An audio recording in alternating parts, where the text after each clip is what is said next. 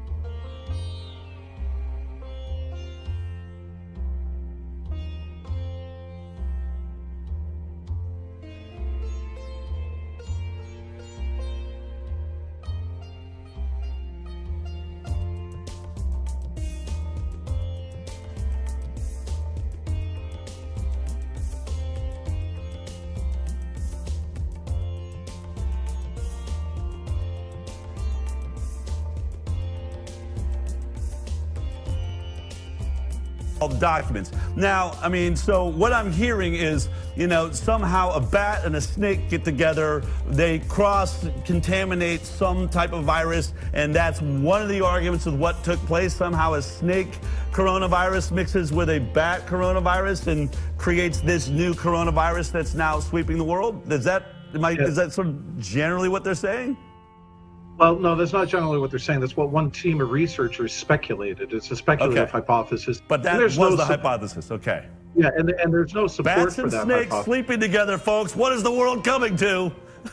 It's not impossible to have viral recombination among different species, right? So there are coronaviruses that are found in snakes. There are coronaviruses that are found in bats. However, since those researchers could not find any genetic match of that inserted element that we found at the end terminus of the genome of this new coronavirus, nkow 2019. Now, to be clear, the reason, and you're saying all this, they released it, right? They released this genetic code so you can look at it. China said, hey, everybody in the world, take a look at this thing because you should know what you're dealing with, right? So we are able to look at it.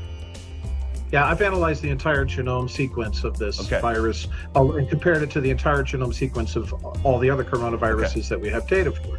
And this weird element that doesn't belong there, I found that it actually did match a vector technology that was from the 1998 was the first time it was published in the Proceedings of the National Academy of Science.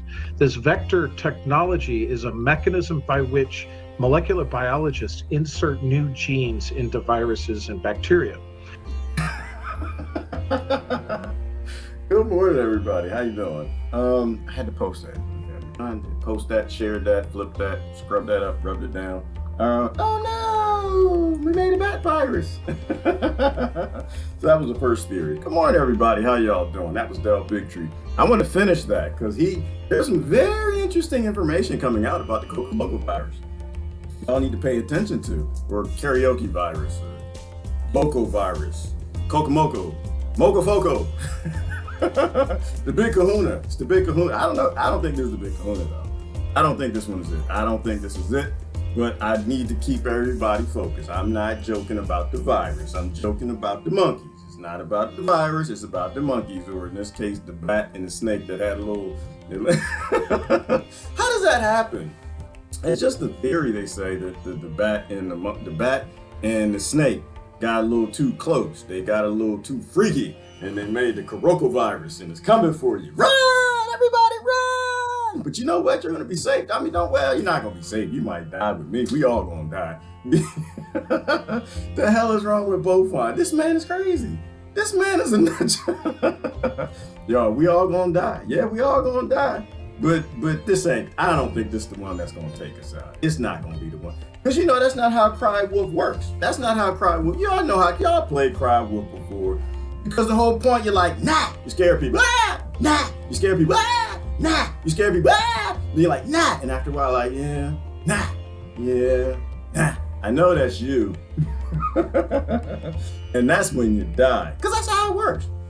Cry Wolf, it only works when you're no longer taking it seriously, right? You no longer, I ain't gonna wash my hands. I'm not gonna do. You know what they call it? They call it the Ebola bump. When they line. This is a copyright. This is copyright infringement, by the way. You can't call it the Ebola bump. We was doing the bump a long time ago. We realized a long time ago people don't wash their hands. Call it the Ebola bump. Yeah, everybody. Public, we recommend that you guys now do the Ebola bump. Let's go back to don't shake hands, do the Ebola bump. And I'm just like, that's not an Ebola bump. That's poverty bump. We used to do that all the time because people don't wash their hands. Can't afford the soap. Come on, everybody. I'm having too much fun with this. I don't know why people are taking this so seriously. I don't know. I just posted something just to let y'all know. They can work on the vaccines. You can send them millions and billions and trillions. Send them everything that you got. But just let me know where I got to drive to. I just posted it on my page. All y'all got to do is let me know where my FEMA camp is at. That's all you need to do. Just say, hey, Gerard, this is your FEMA camp. I think I'm number 12, if I'm not mistaken. 12 or 10. I forgot. Just let me know. Just let me know where the address is, because I ain't taking your shot. Ain't nobody sticking nothing in my anything. It has nothing to do with the shot. I don't trust this organization. This organization is not based in like solving problems. They're based in making money. So I have no interest in the end of the world virus. Bat snake. That's it, Patricia. Bat snake. So bat snake. So I don't know. How does that happen? I mean, well, I guess they're both nocturnal. I guess if you really think about it, I guess it kind of makes some sense in a really special kind of way.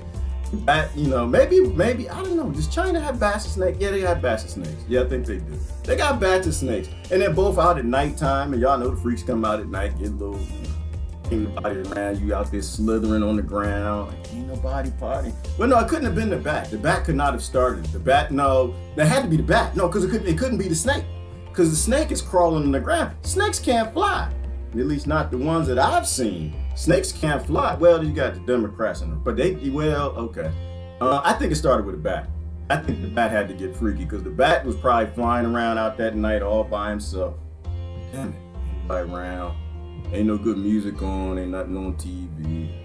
Ain't no chicks out here. And you kind of look down and say, ooh, look at that snake. You know, if you take the wings off of me and the claws, I kind of look like a snake.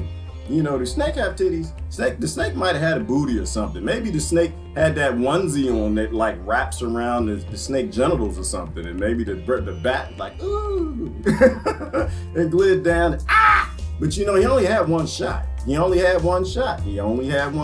female snakes, they're not here to play. If you've ever seen the videos of anacondas, it's the male anaconda you don't have to worry about, but mama anaconda, oh, she will wrap you up. So I think the bat started. I think the bat probably swooped down and just had one shot. You gotta get it and go, cause she gonna eat you. You might have a little fun. You might make a cocoa virus, but she gonna eat you. Anyway, good morning, everybody. How y'all doing this morning? I do want to talk about the local mocha virus. You're gonna be okay though. You're gonna be okay. First of all, let me preface this. I need to preface this because sometimes people take things I say seriously. Do not take anything. This is my disclaimer. Don't take anything I say seriously. Don't take none of it. You make your own mind up. You decide for yourself. You figure out whether or not a government that has a government continuity program and they're handing out keys to the federal government to go hide in a bunker is concerned about your health and well-being. You have to figure that out for yourself. I know what I'm gonna do. I have no interest in their vaccine. I have no interest in their water. It has nothing to do with the vaccine. I'm not anti-vax. I'm an anti-stupider. All right. A species divided against itself is gonna die. All right. It's gonna die. It only ends one way, people. It does not end in like the happiness and Elysium and we're back in the garden and love and peace. No, we gonna die. That's why I say that hashtag we gonna die. We all gonna die. We ain't figured out that we want to live yet. You know, people said, and then they challenged me. They were like, yeah, but it's not nature that's killing us. It's not nature that's doing the cocoa mocha virus. I said, well, yeah, it is. It is, because we don't make virus. Do y'all think we can make a virus? Let's just pause for a minute. Let's just bring it down for a minute. Do you think the human species can actually make one cell, let alone a virus? This reminds me of this, what is this thing called? The Xenobot? Xenobot, where people are like, oh, we made our first biological robots. I love it. I love when people say dumb, ignorant stuff. I love it, especially when it's like engineers. Because I'm an engineer, and unfortunately, I know better. There's a difference between hacking and creation. Hackers, creators. Beating around something, and it actually does something that you want to do, and creating. All right, I'm sorry. I hate to just pull this out on you, but software developers, we are creators. We actually develop. You know, people who make cars, they develop them. People who make, I don't know, lights and air conditioners, and they make those things.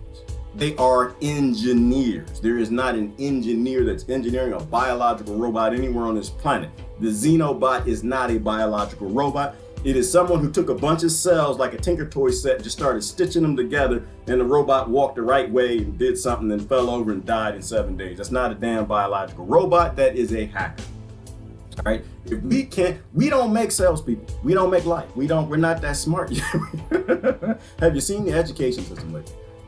We don't make those things. So no, we did not make a virus. That did not happen. That hashtag is not true. That's fake news.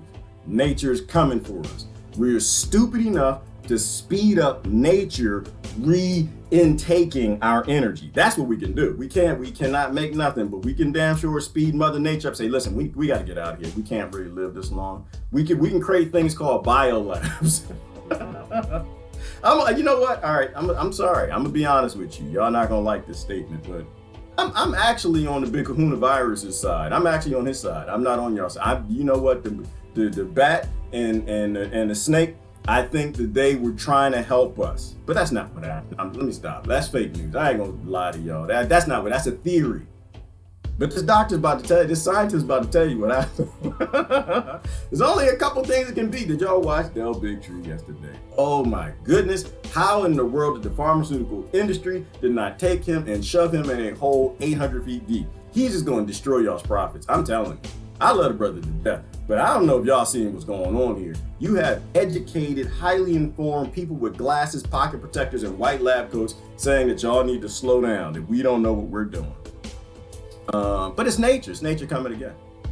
A species that makes bioweapons to murder each other does not get to exist, people. Come on, let's be honest. A species that murders each other, a species that drops bombs on each other. All the other species are working together. I'm on the Mokococo virus's side. I'm on his side. I think they're working together. Y'all, they're working together. It's just jumping from human to human, and monkeys and bats and birds and bees. They're working together as a collective. They figured out that sentience. They know how to be a team spirit. While the humans are still fighting over nations. They're fighting over chalk borderlines. I'm like, that, you know the border ain't there. You can go down there. I went down there. Ain't no border. There's a bunch of people with guns, but borders aren't real. You got people still fighting over eye color and hair color. Come on, they're fighting over genders and where people put their penises. Come on, man. We don't get to make it. Let's just be honest. We all gonna die. That's what that means. We all gonna die. We have not decided we want to live yet. We are still divided against ourselves. How does that scripture go? A house divided against itself will die by the coconut virus. That's what the scripture says, and I believe in the scripture. We gonna die. We're not gonna make it, people. We're not at this pace. Not at this pace. The viruses are colluding. They're colluding. They're evolving and getting better. We're literally eating donuts and Twinkies to make our immune systems function less well, so the virus gets even stronger and stronger. Did your government stop poisoning your water? That's how I know they care. I don't know. All right, I'm done. I mean, listen, if y'all are taking it seriously, you should take it seriously. You should take it seriously. I'm not taking it serious. I don't get to make it. I'm not a part of a species that has any significant level of sentience. I'm not.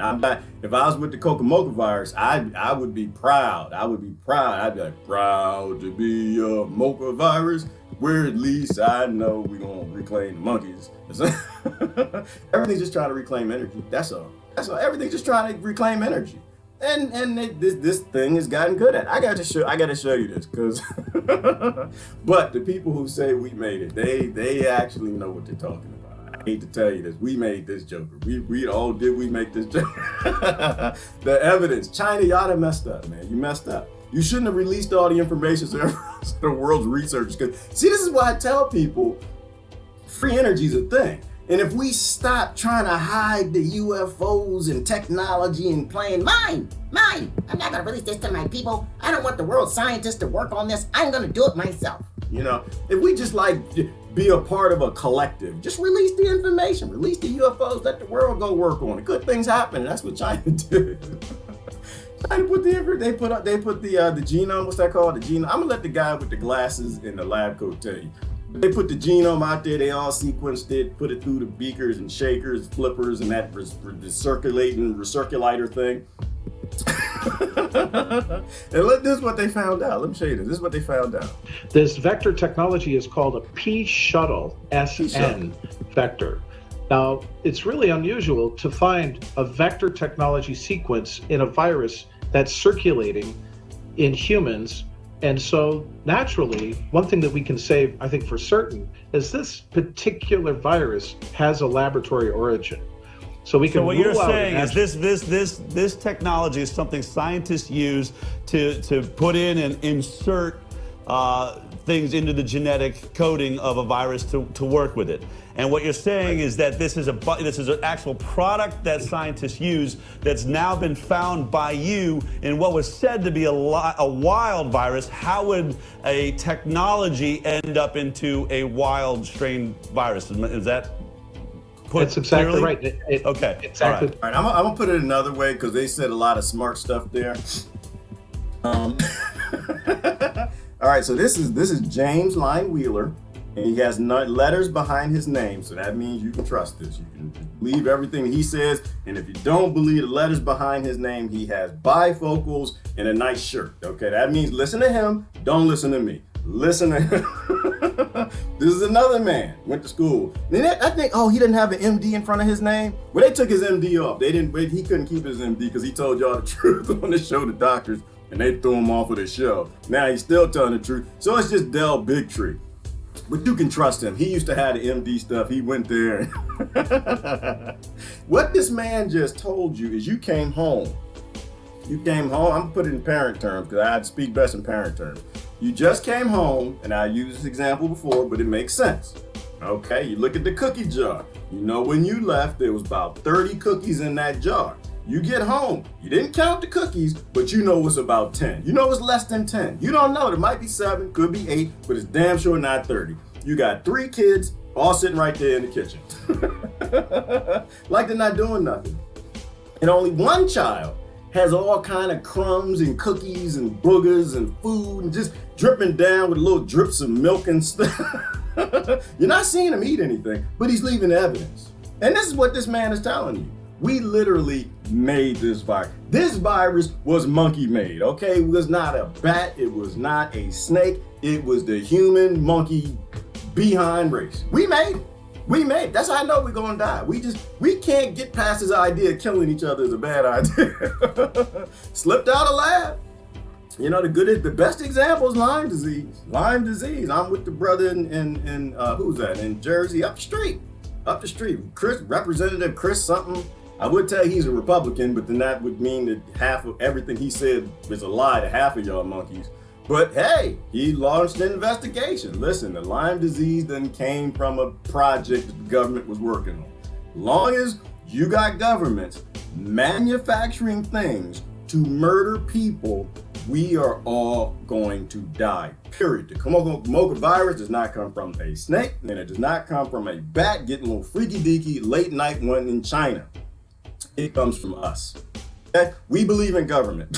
Okay, we consent to this. We gave them the biolabs, we pay our taxes, and we vote. We made this. This is going to murder, but I don't think it's this one. I don't think it's. I don't. Like I said, you can get upset, get scared, freak out, wear a mask, go to work, whatever. I'm just gonna tell you because I've kind of been through this loop a few times. I used to work in the pharmaceutical industry. I think I told y'all that the other day at the story. It was right after, I think at the time I was doing some technical writing in between some other things I was doing. And I was writing all the procedures or some of the procedures for my department for if an outbreak happens. Scared the hell out of me. I mean, it's just something about when you commit things to memory and you're writing them and you whatever, and it builds up that belief. Boy, I think it was SARS. That thing came out. I said, hell no, I ain't letting my kids go to school. I kept them home from the indoctrination. I was scared to death. We didn't went to the hospital. We went to the CVS, got the Tamiflu, this, that, and the other. Had to check with the procedures, make sure my family's gonna be safe. I wasn't worried about y'all. I'll be honest with y'all. I had to be safe. And we had procedures to make sure that us in the pharmaceutical industry, we're gonna be okay. Kind of how governments make sure they're gonna be okay. For federal anyway. I think the state governments die, don't they? You know what, that's a good question. The continuity program, does that include the state government, or is it just the Republicans and Democrats on the federal level? So it reminds me of that Boondocks episode. The one where Obama was just saying, listen, I hope you guys make it. But as for me, Sasha, Malia, and Bo, we're gonna be okay. We've got a bunker, but we're pulling for you. We're pulling for you. Get your Tamiflu, get your masks, do the Ebola bump. And we'll see you on the other side. God bless America, but God bless the federal government a hell of a lot more. All right, I'm done. That's it. Live made, end of story. Done. See you, bye. I'm not gonna rant on that for an hour. It's just we don't have an existence, people. We haven't decided we want to go to long term yet. We've decided greed is more important, and so we're gonna go with extinction. We don't want to stick around. We want to give the earth back to the Tama, and that's not the Tama virus. I keep forgetting the name of it. Anyway, good morning. How's everybody doing this morning? Anybody scared? Did y'all invite scared people? Anybody scared here? I'm just not scared. I don't care. Just show me where my FEMA camp. Show me, give me the address. Text it to me. Gerard, we're here at the door. We've got your shot for you, sir. Yeah, I didn't order a shot. I said text me the GPS location of my FEMA camp. I got my Betamax tapes. I got some VHS. What did they say they wanted on the internet? DVD. I got DVDs. We're gonna watch Star Trek and Stargate. Y'all, cause no, I didn't choose that option. Other people chose the option to stay up here and be products for the pharmaceutical. I'm not interested in their stock prices. I don't care about their vaccinations. I want none of their flu shots. Just send me to my re-education camp, because there's no way that I'm gonna take the shot with this level of intellect. You need to bring me down a little bit. Bring me down. You need to get me in a re-education camp. Treat me like I was Japanese in World War II, and I don't know, beat intelligence out of me. Now, yeah, then after a while, maybe I care about your stock prices. I do. We gotta take these shots, man. All right, I'm done. I'm sorry. I'm not scared. I'm not scared. I know we're supposed to die. I'm not scared. Nature always wins. Tell who's that? Amy? Tell them nature always wins. You can fight nature all you want. If you don't learn how to work together as a collective species, we need to get the hell out of here. We're not supposed to get into space and we can't learn how to not drop buildings on babies. No. Why are you laughing? This is serious. No, actually, it's not. It's called nature. And nature just decided, when your time is up, baby, your time is up. You gotta go. All right, let me do that. Good morning, how y'all doing this morning? Hi, Debbie and Lori, who's in the house. So there's birds and the bees and the snakes and the bats. Yes, Debbie, and they all get together in this orgy and make super viruses to kill us all, get us the hell off their planet so things can go back to normal. Good morning, Jay.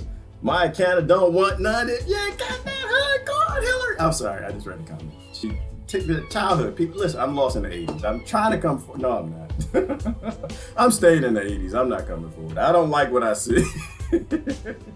Oh, shit, man, I kind of don't want. All right, anyway. Let's get serious. Okay, what are we talking about today? Yeah, species divided against itself, it can only end one way, people. This is blood on the wall, Rick waking up in The Walking Dead, walking down the highway, the hallway, and zombies everywhere. It can only end one way. That The Walking Dead was a documentary. Whether it's an asteroid, some zombies, a pole shift, the volcano, and we're all fighting over bananas or something, and the volcano blow up. Y'all, we just haven't figured it out yet. That's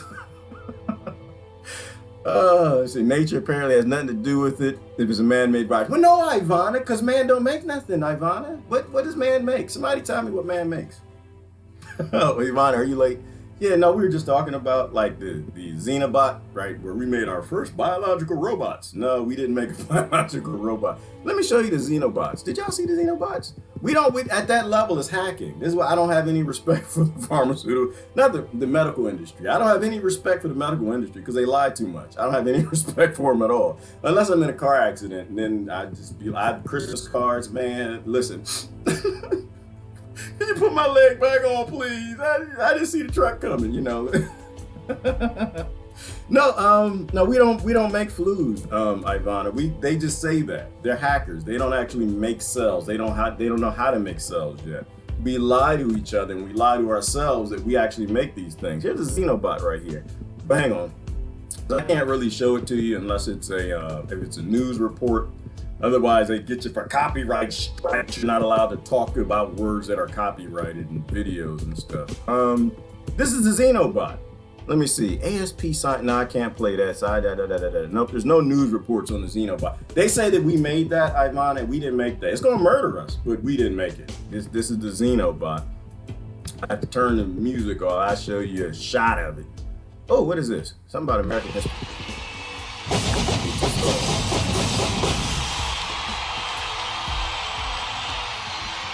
I'm telling you already. You know what I'm saying?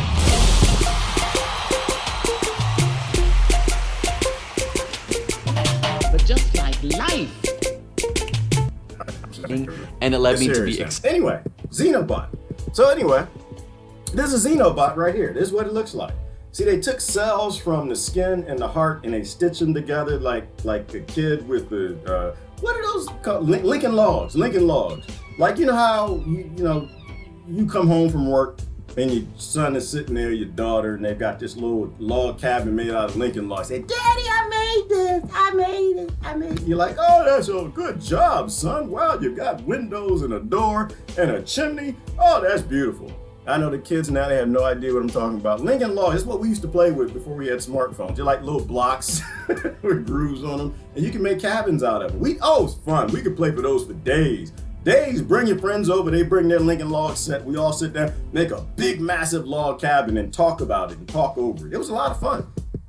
And she said, yo, you did a good job making that, son. And this is what the pharmaceutical industry does, and a lot of fake scientists, hackers pretending that they make these things. They literally took Lincoln Log cells and put them together from the skin and the heart, and they put the ones from the heart on the bottom, because the heart moves, it goes boop, boop, boop, boop, boop, boop.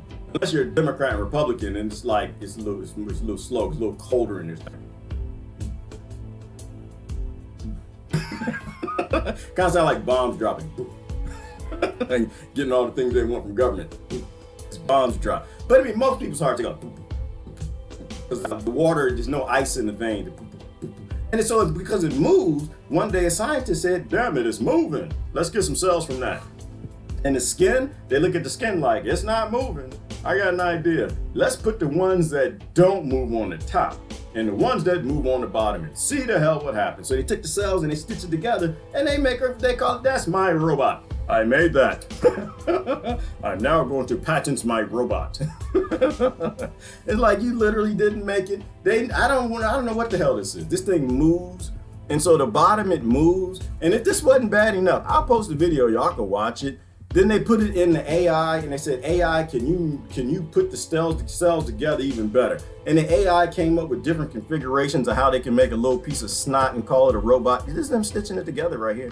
No, Ivana, we don't make nothing. This is an example, I'm just showing you. See, then they would take it and the monkeys would take the cells and start making these little snot balls. I made a snot robot, Daddy. Yo, that's so beautiful, son. You're gonna go far in this world. Made a piece of snot and it moves around. Hang on. So this is them stitching it together, putting one cell at a time. They make it and then they went to AI and said, how do we make a better robot? As if that was a good idea. And the AI robot came in and gave a few new ideas, new configurations, and so it actually moved faster and faster. I'll post it, you can watch. Anyway, that's my point. We don't make viruses, it's nature. All we're doing is we're speeding up our demise, right? Like we took nature, we stitched it together, and it just becomes sentient and it's doing its own thing. So Kokomoga virus is something that we literally made, literally in a lab. They don't know if it was from a vaccine or if it was from a biolab. They have not figured that out yet. The intelligent man with the bifocals just said that. And now nature's taking its course. Nature. Man doesn't make anything. Monkeys just put stuff together, get sticks and rocks, and they wrap some rope and twine around it and make a club, and they just beat themselves in the head with it. That's that's what monkeys do with nuclear weapons. Anyway, come on in. How y'all doing? Whew. Okay, that's out the way. Desiree and Lori is in the house. Brother Beaufont is down. Janet, Cheryl, because we all are affected by others around us, even ourselves. Isn't that right, Cheryl Miller? We're all affected by everybody else. Environment does it all. We're raising kids in good environments to work together, and they turn out to be beautiful things. We raise them in environments of conflict called preschools and teach them to fight over toys to see who can color the best in the lines, and if you don't, something's wrong with you, other than you only got 3 or 4 fingers. We teach them to be combative. And they become bioweapons lab techs, and they make things and they get released. We're all connected until we figure out, until we become smart as the cocoa virus, we ain't gonna make it. Let me see. How is Deltree not a porn star now? We're both fine. That's why they made him take his the MD off, because the MD looked too serious. They don't want anybody to take him seriously. But this brother, he's just dropping way too much truth. What's wrong with YouTube? Did y'all get the cocoa virus? Where YouTube at? Hang on. I don't see no YouTube comments. Have y'all not been using the Ebola bump? I don't know where people come up with this stuff. It amazes me. That's what they call the Ebola bump. When you don't shake hands, you just bump. I used to do that in corporate America in the office all the damn time. I never shake anybody's hand. I ain't scared. I have built a face mask. It's called an immune system. Oh, Amy, so you eat natural foods? You actually eat the things that your immune system needs to kill viruses? Oh my goodness. If that's not domestic terrorism soon, Amy is gonna be. Think about all the public surfaces we touch. Icky poo. Yes, Lori. Because people don't wash their hands. They touch things, they sneeze on them, and they poop, and then you touch it and rub your hand. And this is then nature reclaims our energy. That's what it's supposed to do. So was the HIV virus lab created? No, Gabrielle. You don't read. You need to read. That was black people and a monkey. Did you hear this? They said it was black people and a monkey. When I was a kid, they said that the monkey. They said one day the soldier was feeling a little lonely and he found a monkey. And Gabrielle, I can't go with the theory. I've seen monkeys in the zoo. I've seen monkeys beat the hell out of people on YouTube. I literally seen monkeys rip people's fingers off and eat them. Monkeys have no interest in you screwing them. Who did a bit on that? Was it Dave Chappelle? It's Dave Chappelle, right? Because that's throw it in the tall grass. Yeah, that's skit. You're not screwing no monkey. Now a monkey might screw you. Monkey, yeah, monkey might get you. Monkey, if the monkey sees that booty, woo! You better hope the tour guide has a gun. But you ain't screwing a monkey. You can be soldier all you want. You try to screw a monkey will literally, as Chappelle said, he will take off your ding-a-ling and throw it in the tall grass and you won't ever see it again. Raina Bobbitt took a little time. She needed a knife. Monkeys don't need knives. They got teeth, claws, and very strong lignin muscles. You can just take a little monkey. It ain't gotta be a big monkey. Little monkey. You ain't screwing a little monkey. You ain't gonna screw a little monkey. It just doesn't happen. Yeah, that's what they say, Hillary. Say it was bestiality. We don't know where HIV came from. Nobody knows. All we know is these things happen and they don't want to fix it. All we know is these things happen, and once they figure out it can be a long-term sustainable project, they hide the the vaccine. Hillary, I talked about this not too long ago. At the time when the first HIV vaccine came out, I was working in the pharmaceutical industry. I remember seeing it like, wow, they just started human trials testing for the HIV vaccine. Man, I'm so glad to work here. I feel so good about myself. I had a bunch of pens in my pocket. Oh man, I'm just helping the world. We're doing good things. Good things.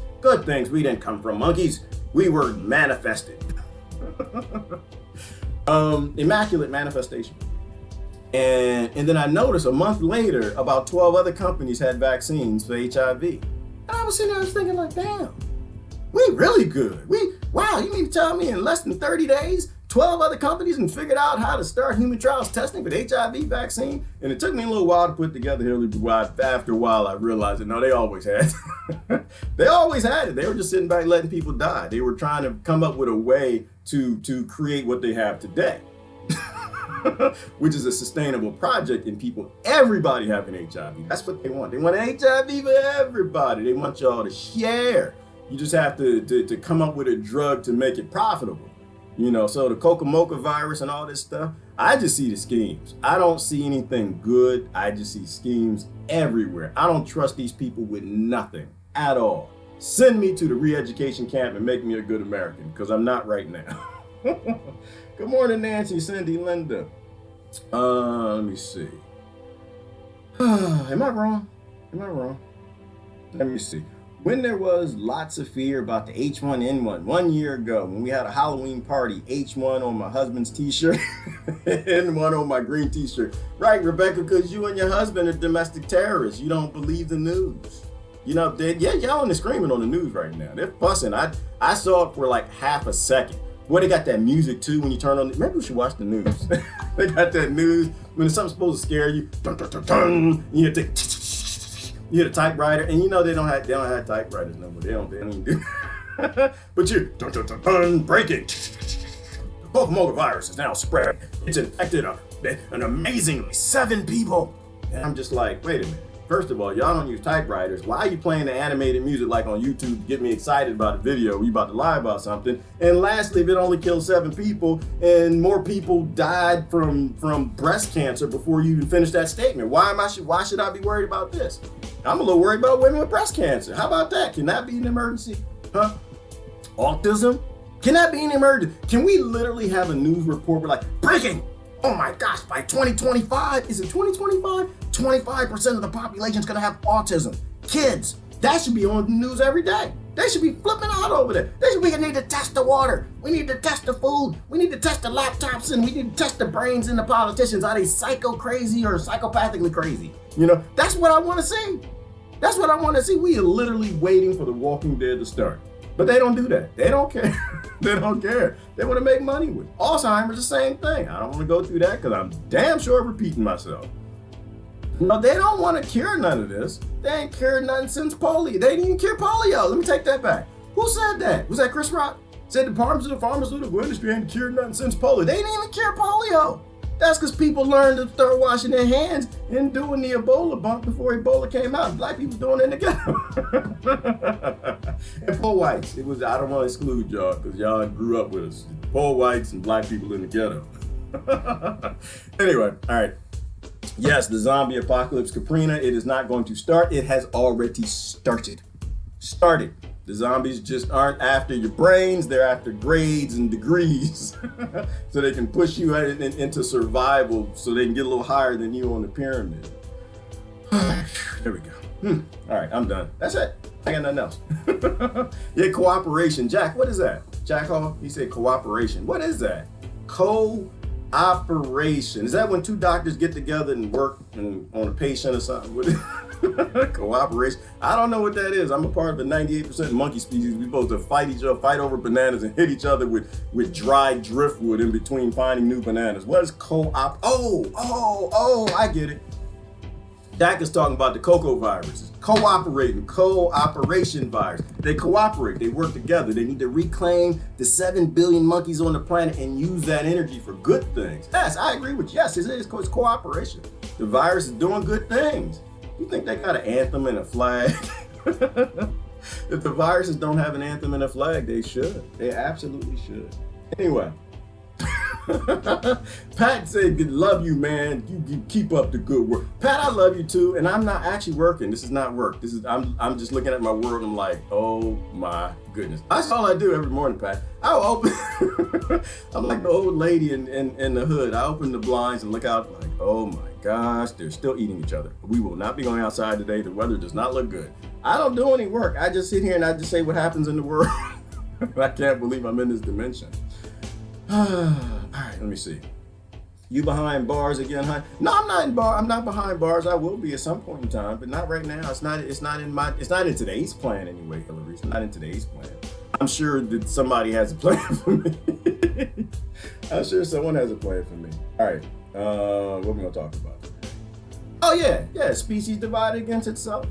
I don't know why we're gonna fight over making it and pretending we're gonna make it. We're not gonna make it, people. Not at this rate. No, not at this rate. It's just a matter of time before one of these viruses, one of these bioweapons, one of these moton bombs, or the what is that CERN thing that opening dimensions to other portholes and people shining their booty holes in the sun. It's one of these things gonna kill us. One of them gonna kill us. Yes, I'm not for the booty hole shining people. I love y'all to death, but I have no idea why you take your anus out your drawers. Please, you leave your anus in your drawers unless you're at home in your own house. The CIA is trying to watch everybody with satellites, and they don't want to stare down in your booty hole. They don't want to see down in there. But I hopefully it works out. But then again, listen, you tell me it's a way to fight the cocoa virus, and that cocoa virus hit my state, I'll be booty hole shining on my thing. I'll be right up on there on the roof. Like, how long am I supposed to do this for? But no, I ain't gonna do that, because my luck, a bird will fly by or something. I don't have good luck, y'all. Not out there. No, it's dangerous out there. Bird will fly by. Then I start a virus. They call it the Gerardo Coca virus. It's in the story. Y'all wouldn't believe it. There was a black man on his roof. He had his booty hole open. He was shining in the sun, and a seagull came by and dropped the right amount of bird poop around his anus, and something didn't happen. He went to the store and coughed on somebody at Walmart. Y'all be like, hell no, that didn't happen. Y'all making that up. I'm like, yo, that happened. That happened. I got hippie friends on the internet. They said I could fight the virus by putting my booty in the sun. Anyway, it's too much. Let me see. Corona is indeed a virus found in nature, but if I understand it correctly, this was genetically engineered. Right, but it's not engineering. That was my point, Yvonne. But that might be an old comment. It's not, they don't do any engineering with genetics. We're not that good yet. What we do is we take genetic A, take genetic B from species A and species B, and put them mothers together. We don't create nothing. We just put stuff together. So it's not engineering, it's genetic tampering or genetic, it might be genetic modification. That word, genetic hacking, that works as well. Genetic tinker toy, playing around with things. And I'm not trying to belittle your industry. I'm not, because what they actually do is very methodical, but we don't make it. And it's important to admit that.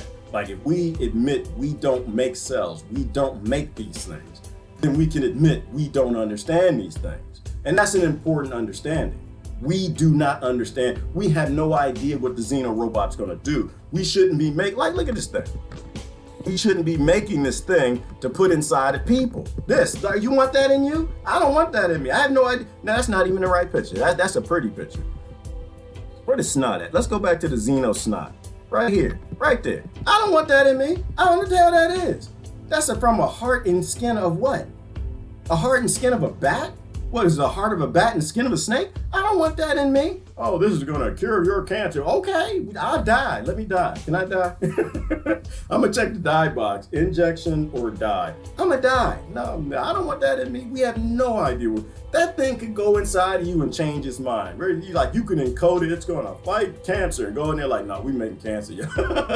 We need this energy because they die after 7 days. Then that's like this whole safety protocol. Well, it's only gonna live 7 days and it dies. But one of them, one day, we're gonna figure it out because we didn't make this. And we have no idea where consciousness even comes from.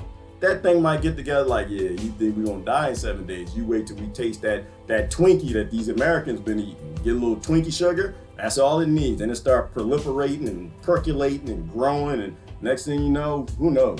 We ain't gonna make it though. We lied too much. We lied too much. I made this. You did not make that. That's called a Lincoln Law. You didn't make that? Look what I made. That's when you be honest with your kids. Just tell them they make their little Lego car. You didn't make that. I think that's Milton Bradley. Look, right there on the label. It says Milton Bradley, and they didn't even make it because they didn't got the plastic from the oil, and the oil company didn't even make it because they got the oil from the Arabs, and they murdered all of them because they lived too close to the oil, and the Arabs didn't make it because before then the dinosaurs walking around. And that's even assuming it came from fossil fuels. Why the hell do we still call it fossil fuels if they think that's a theory now? I don't know. All right, anyway, Agenda 2030. Anyone thinks that's been brought forward 10 years now? It's so well known. Debbie, is it a good thing? I know it goes back and forth. What did Agenda 20? Well, I don't know. They keep moving it forward. That's all I know. All I know is it has to do with the New World Order and people telling me what to do. And that's it. Now, I don't think the world should be in order, and because they're trying to tell me what to do. Nobody's gonna tell me what to do. You can send me to a FEMA camp. You can shoot me. You can put me in prison, or you can do whatever you want to do. But you ain't gonna tell me what to do. That's never gonna happen. So yeah, I believe in the New World Unorder. I don't believe in the New World Order, specifically because we're 98% monkeys. What do we know about order? We know nothing about natural order. We're making boogers and trying to make drugs out of boogers. We don't know anything about order. We know a whole lot about money, though. We know a whole lot about money. All right, anyway, that's that. Let me see. Whew. Let me move down the comments somewhere. Come on, how's everybody doing? Everybody's scared. I'm just not scared, that's all. I don't know. I should be probably, but I'm not.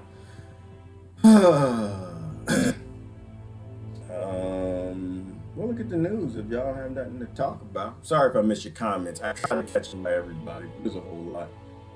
I've got people who can't even use THC. Everyone's different for sure. Thankfully, I have no limitations. I've never had THC, Max. I don't think I have. Like I said, I drank some cannabis tea once, but I don't think there was much THC in it. I'd love to, but I talk too much trash. I can't. Not here, Meg. Oh, no. I talk way too much trash. All this trash I talk about drugs, free to drugs, end the war on drugs, stop slavery. Yes, slavers. We were talking about slavery last night. Listen, if you come for me, please bring your history and your information. We got to talk about honest things. Ooh. Did y'all watch Joe Rogan with Daryl Davis? You need to watch it. You need to watch it. He dropped some truth bombs and oh my goodness. Yes, that man is freaking amazing. That's why I have no interest in anybody out there struggling against racism. Stop it. Sharpie signs make more racist people. Empirically proven. Sharpie signs and mass protests yelling at poor people that don't like you makes more racism. You want to end racism? You need, what was his quote? Somebody, it was amazing. I can't show it to you. I don't think Joe Rogan does a copyright thing, but I don't want to mess up just in case. He had a quote. How did he start? And the funny thing, he went through his whole story and how he got started. And he clarified. He said, well, how did you bring people out of the KKK? He said, I didn't bring anybody out of the KKK. I didn't bring anyone. He said, I just met him. Daryl Davis, if you don't know, he's the black, I hate these words, these race words. I'm so sick of these master words.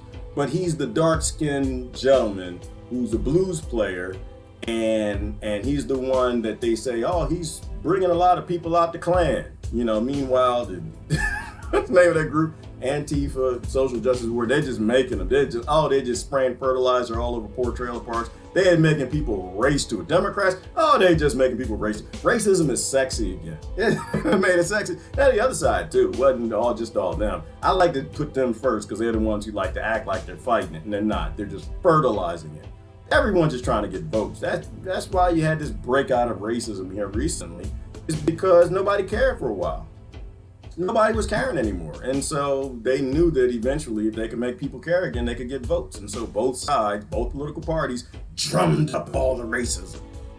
And they made it sexy again. They both racist. They both racist. They both racist as hell too. I watch these posts, I don't even get involved anymore. So what he did was, he got started the same way I did. He actually he didn't mean to. He ended up in a place and there was a Klan member there. That's what happened with me. I told that story. I won't tell that story anymore. And accidentally the Klan person got to know me and he was like, damn it, darkies aren't too bad. He didn't say that, but that's what happened in his head. And that's what happened with Daryl Davis. He was a blues player. He ended up in a Klan bar. First of all, he must have bad eyes because I don't go places where I know I'm not really wanted. People don't have to want me. I don't have to sit at the lunch counter. I really don't care. If the pie, if I got to die, then the pie ain't that delicious. I have no interest in making anybody like me. I don't care. But anyway, so he was in there playing, and the Klan guy came up to him. Tell me if I say the story wrong. I know some of y'all watched it. The Klan guy came up to him after the thing and said, can I buy you a beer? And he said, sure. And so he went over, sat down, the guy bought him a beer and they're drinking. And he said, I ain't never heard no colored person, something like that, ever play blues that good, you know. And he started talking, went going back and forth, and then his buddies from the Klan came up and like, tapped him on the shoulder, like, hey, tell him who you are. Tell him who you are, Jimmy, tell him. And he's like, tell him what? He said, I'm in the Klan. And Daryl started laughing. And he said, no, I'm in the Klan. You know, he took out that card because they got cards. I didn't know this. I had no idea. Does Antifa have cards? The Black Panthers, y'all get cards? I don't know. But he took out his card and he said, look, Ku Klux Klan. And Daryl got real serious. He's like, I just didn't know you could play that well. And so they finished the conversation. And before they left, the Klan guy gave him his number. So here's my number. Next time you're in town, give me a call because I want to come hear you play. Yes, I did add a little sugar to that because that's what we do when we tell stories. And so next time Daryl, but I don't think Daryl came to town for a while, but he said he called him every 6 weeks or something to keep in contact. And the next time he came to town, not only did the Klan guy come out, but he brought his friends with him. He brought his friends with him to listen to him. Y'all got to hear this Negro play. And then half of them fell in love with his music too. It was a great interview. He went through like the details. He never intended to do this, and he made it sure that none of this has to do with me making anybody do anything. He said as a kid he ran into a lot of racism, and he couldn't. He was a Boy Scout. And he was walking in a parade. He was 10 years old, and he was the only black boy going through a town having that little parade. I used to be a Boy Scout too. I remember the parades. And there was one section, he said the crowd wasn't clapping, and they started throwing rocks and bottles at him. Grown adults throwing rocks and bottles at a 10-year-old child. That should bother you. I laugh and joke about this stuff, but that should bother you a little bit, right? Not in them, but the fact that we have environments in this country that raises people, adults, to hate people so much that they would throw rocks and bottles at a 10-year-old baby. He didn't know what was going on because at 10, you don't have any idea, you have any clue what's going on. You're not exposed to the nonsense that the U.S. government does to its people with scarcity yet. And so I think the adults who are walking with the Boy Scouts started getting around him and protecting him so he wouldn't get hit by rocks and bottles because they knew what was going on. There was a section of the crowd that was not clapping. They were not happy at all to see him. And later on, they explained it to him. He sat him down, and I think his parents sat him down and told him, say, listen, this is the way the world works right now. This is the way America works right now. We haven't decided to change it yet, but this is how we want to work, how it works. And so he asked a question, and he said that question stuck with him his whole life. He said, why do you hate me and you don't know me? Why do you hate me and you don't know me? And that's the key in how you solve racism right there. Why do you hate me and you don't know me? And that curiosity comes about. When people get to know you, they can't hate you. They can hate you, they don't know you. And that's why he's the only one that's out there that's solving race. Well, not that. There might be about 7 people in America that's fixing right now. That's not 7. But it's showing up ain't millions. It ain't millions, and they ain't in political parties yelling and screaming at poor people. When people get to know you, they can't hate you if you're a decent person. And he's a great guy. Anyway. Cynthia McKinney, I'm not scared of the Klan. I had to get their vote. Right, exactly, Patricia. Cynthia McKinney's another good example. She decided, you know what? Because she was Alabama, and then the Klan had a big thing in her district, and I need their votes. So sure enough, she went right down there and knocked on the door. But then again, you've seen Cynthia McKinney, you know, she isn't scared. She didn't have that fear. They pushed her out of America because the Democrats didn't like what she was doing. She was not playing games. She went and knocked on the door. Klan here? I'm not gonna do this. Cynthia might actually accidentally see this. She is on our friends list. Hey, does anybody here hate black people? You know, she knocked on the door, and she just said, "Hey, what can I do for you?" She told her story. She's got a great story too. And they told her, said, "Listen, this is why we got issues with people that look like you." And she said, "Okay, well, let's work on these issues."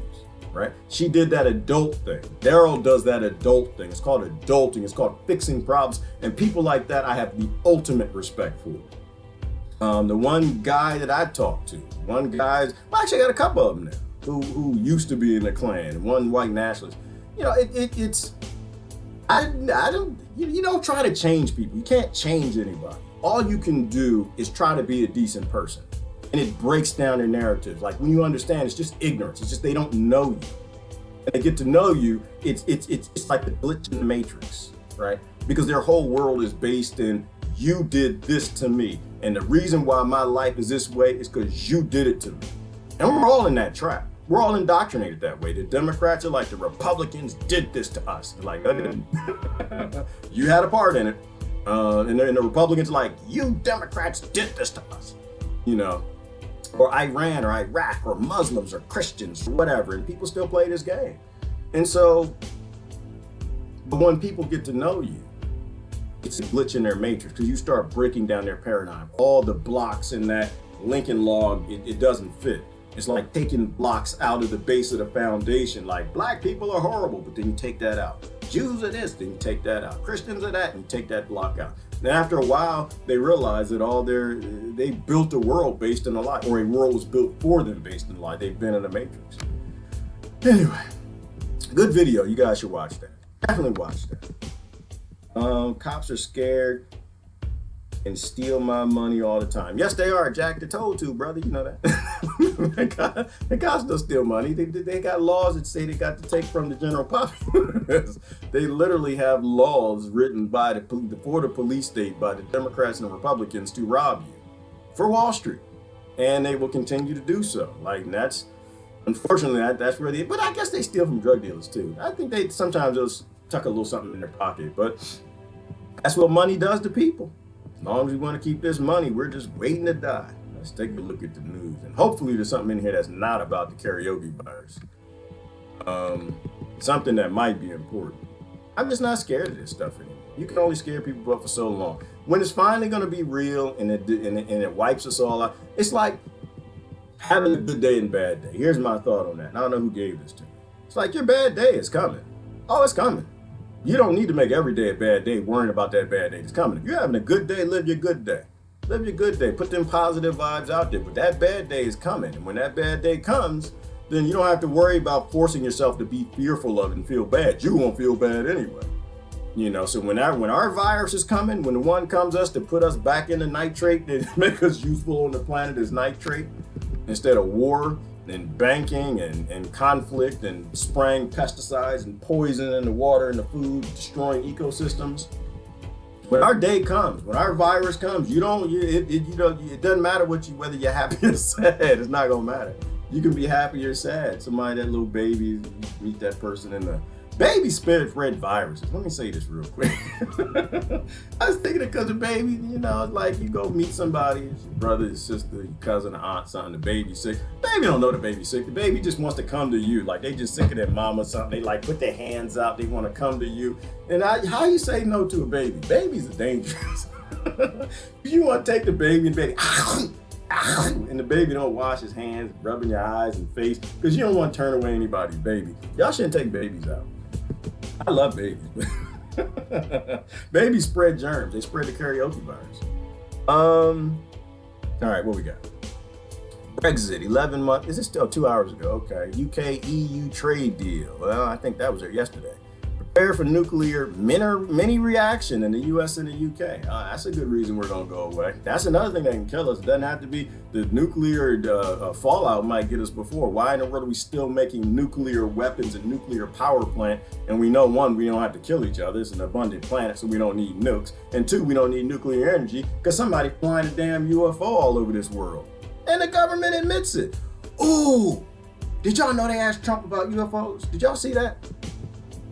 You know it's all over when every single American president says, I don't see no UFO. Where the UFO? Tell me Trump ain't lying. Hold on, let me show you. I gotta find this for you. This is my list here, things I was watching. Oh, I gotta hide this from you. Oh, that's what he watching. I watch all kind of stuff. He watching something about Bigfoot. He believes in Bigfoot. Do you believe in the government? Okay, then I can believe in Bigfoot if I want to. Actually, I believe in Gigantopithecus. Here we go, right here. I think Gigantopithecus is probably ducking around somewhere. Maybe, I don't know. I just don't think that many people see something that's not there. I think there's something. Check this out. This is Tucker Carlson. I might start watching. Should I start watching? Welcome back to our special Trump in Asia edition of Tucker Carlson tonight. We're standing right now on the North Korean border. Our interview with the president didn't simply focus on foreign policy or the decay of American cities, though you could fill hours of programming on those topics.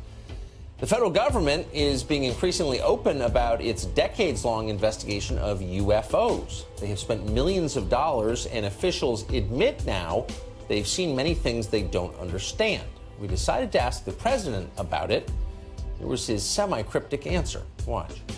You gave an interview the other day in which you said you've been briefed on unidentified flying objects. Are they real?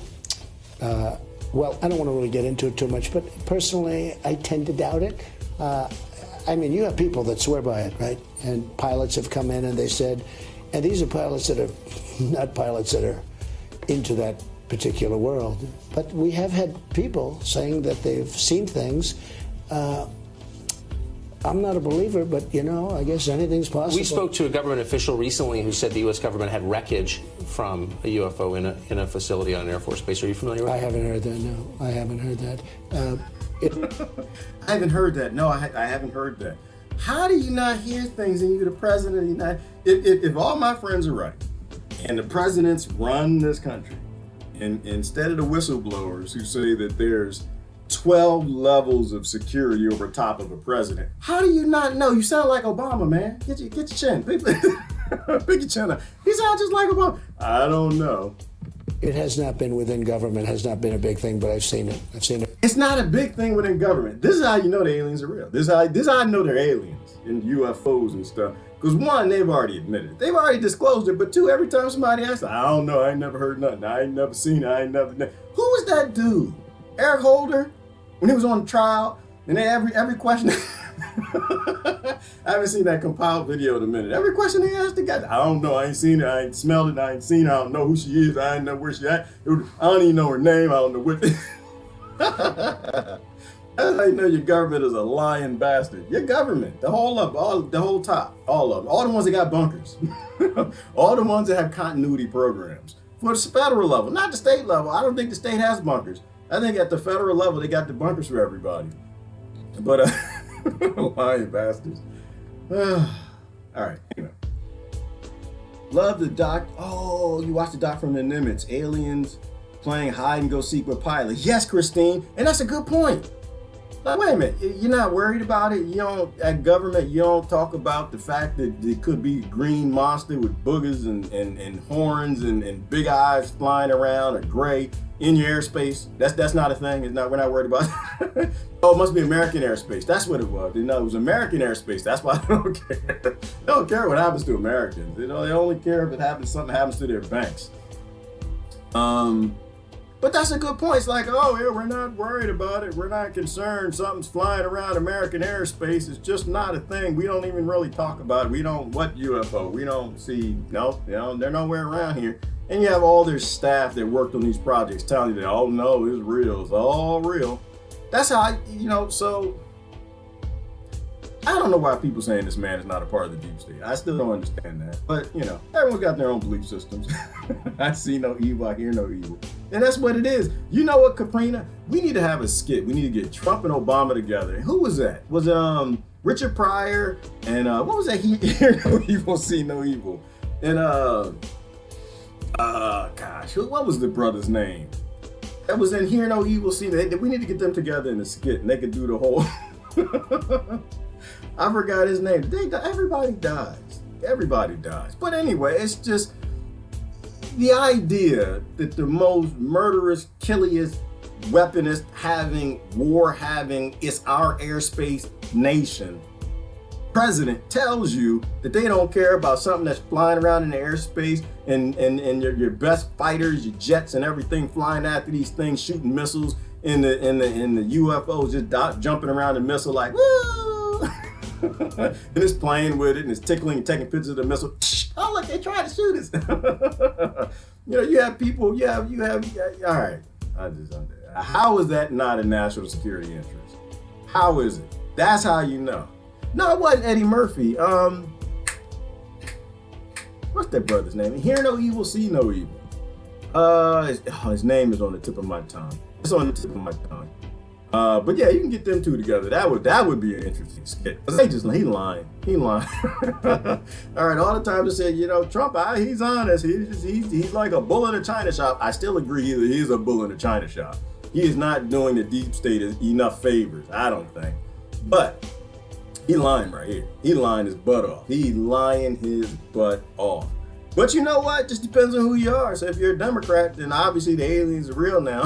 And if you're a Republican, then the aliens aren't real. It's just that it's smoke and mirrors. Earth is flat and it's a hologram. Richard Pryor and somebody else. I forgot his name. I hate when my brain does that. I think about that all day unless I look it up. Who's also in Brewster's Millions, which was an excellent movie, by the way. Yes, it was, Megs. A lot of good things we could talk about in Brewster's Millions. That was when they gave him so many millions of dollars and he had to spend it in a certain amount of time. That was a great, great movie.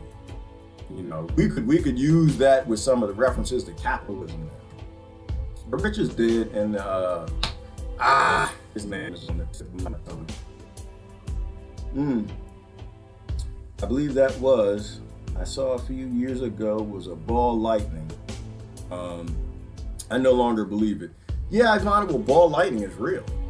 Like, ball lightning is real. Swamp gas is real. There are a lot of mysterious phenomena in the skies. All of that is very, very true. But almost none of it ever applies. What is a damn thing flying? Like, I don't think people are that dumb. I don't think they're that dumb about it. I don't. I look up. Now we know that there's just endless planets out there. I think when most people look up, they know the difference between a helicopter, an airplane. If they was in the swamp, and they got some, in DC, and they got some of that gas in their nose, versus something that's up there doing what they ain't supposed to do. But I think. What do I think? I think people lie. I think people lie more than they confuse what they see. Because I saw a UFO once. It wasn't a UF nor O. So it was a drone. A couple times I got excited. I've never seen one. They don't like me. There's something about my consciousness. My hair's not long enough. We were talking about that yesterday. My hair's not long. Hair is literally a sensor. It's an extension of your nervous system. And you have an extension of your nervous system outside your body to sense things that make you nervous. So maybe the real were real, but yeah, I've never seen them. I just think the president, if the American president says it, then he's gonna say exactly what them banks need him to say. I know it's confirmed. It's 100% confirmed that they're real. Like, oh, we're not worried about it. We got nations we need to murder, but we're not worried about aircraft that are flying circles around us. Not on your show, but I've seen it. I don't assume it's correct, but I have an open mind, Tucker. No, you do, Mr. President. Thank you for that. Nowadays, you can believe anything, right?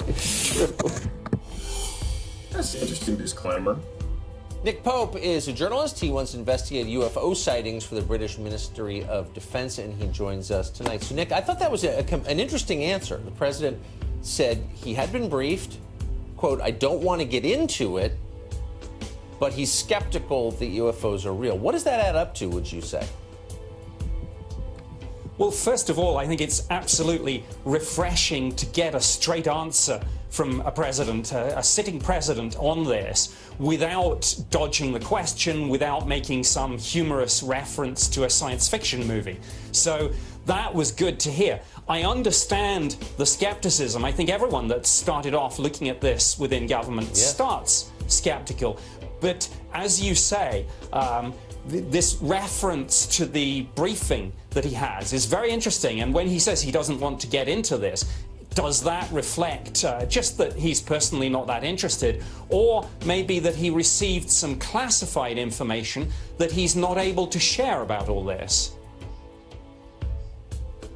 We spoke to a credible, non-crazy U.S. government official who said categorically, flat out, the U.S. government has wreckage from a UFO. Didn't say it was extraterrestrial. It was an unidentified flying object, and the U.S. government has material from that aircraft, whatever.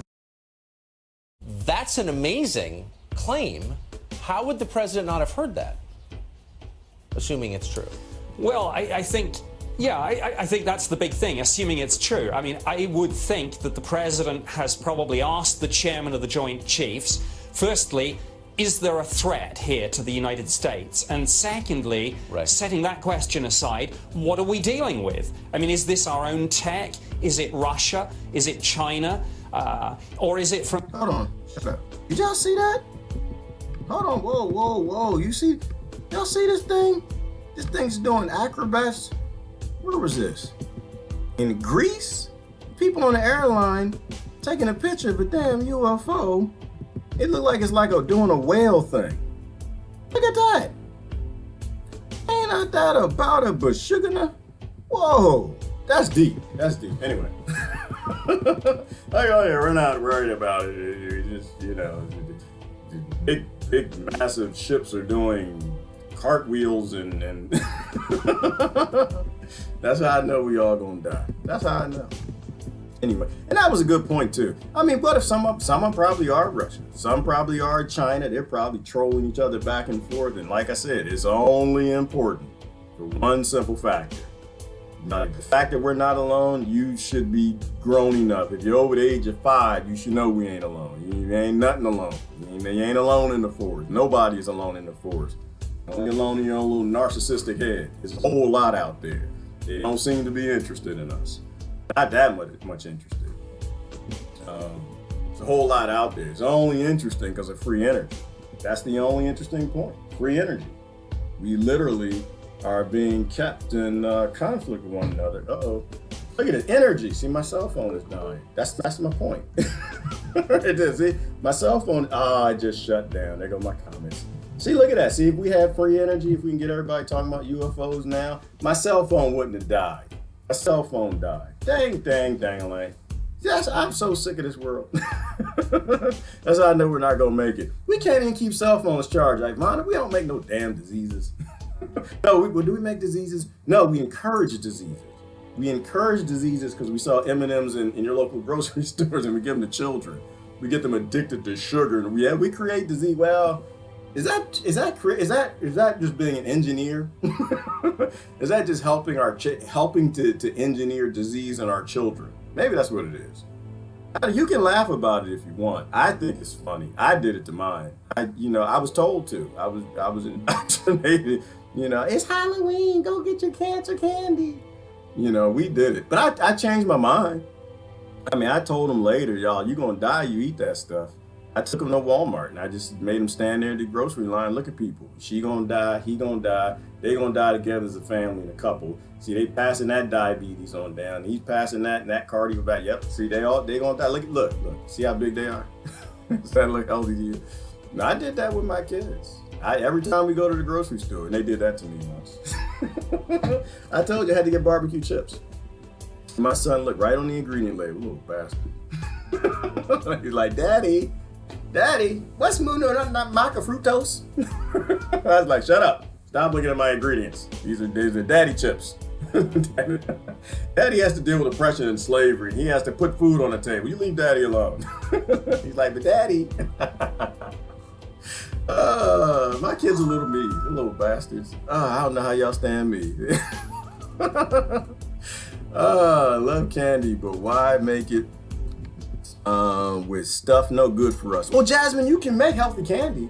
They make healthy candy. They use what is it? Stevia. They make healthy candy. We just don't buy healthy candy. There's a difference between them. No. So the difference is we don't want to make it. That's what it is. That we're lazy. We got slavery and oppression, forced labor. We have to make some currency and pay rent, so we live under New York City because that's what our government wants.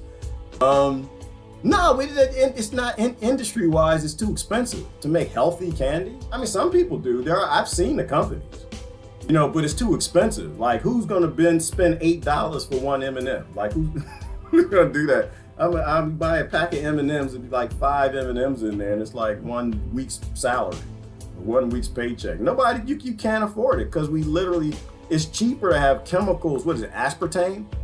It's cheaper to have all that in your food. And plus, if people start eating healthy candy, then how are you going to get Democrats and Republicans in office? How are you going to keep them in office if people eating healthy? It means people aren't getting diseases and they don't need help from their government. They're not fighting over health care. But you can make your own healthy candy at home. I had me some candy this morning. I had ice cream this morning. I had avocado ice cream. Put some blueberries in there. Oh, it's delicious. I'm changing, I get my potato chips every now and then. My kids will troll me, but no, I eat healthy. I do eat healthy a lot. I'm getting ready for cocoa virus, just in case one of y'all come over there coughing up on me. Somebody come over here with these little cute babies you gotta hold that you can't resist, and you gotta pick the baby up with snot on his fingers. He rubs it in your eyes. All right, so that's why I drink my smoothie. In fact, I'm gonna make a smoothie. That's making me want to get a smoothie right now, to be honest with you. I'm gonna get a smoothie right now, because people still getting their food at their local Walmart. Did Target start doing that? Does Target have food now? Does Target? What is Michael Pollan? What was that deep thing he said? He said, never buy your food where you fuel your car, or something like that. Like, what does ExxonMobil have to do with your immune system? Keeping votes going. All right, anyway, they're putting sweetener in everything, including things with sugar and people, and are bloating up like whales. Yes, I wonder why. Yes, because they're fattening us up for the kill, Debbie. They're gonna fatten us up. That's where that's where fat people come from. Fat people come from America because they're fattening us up for the kill.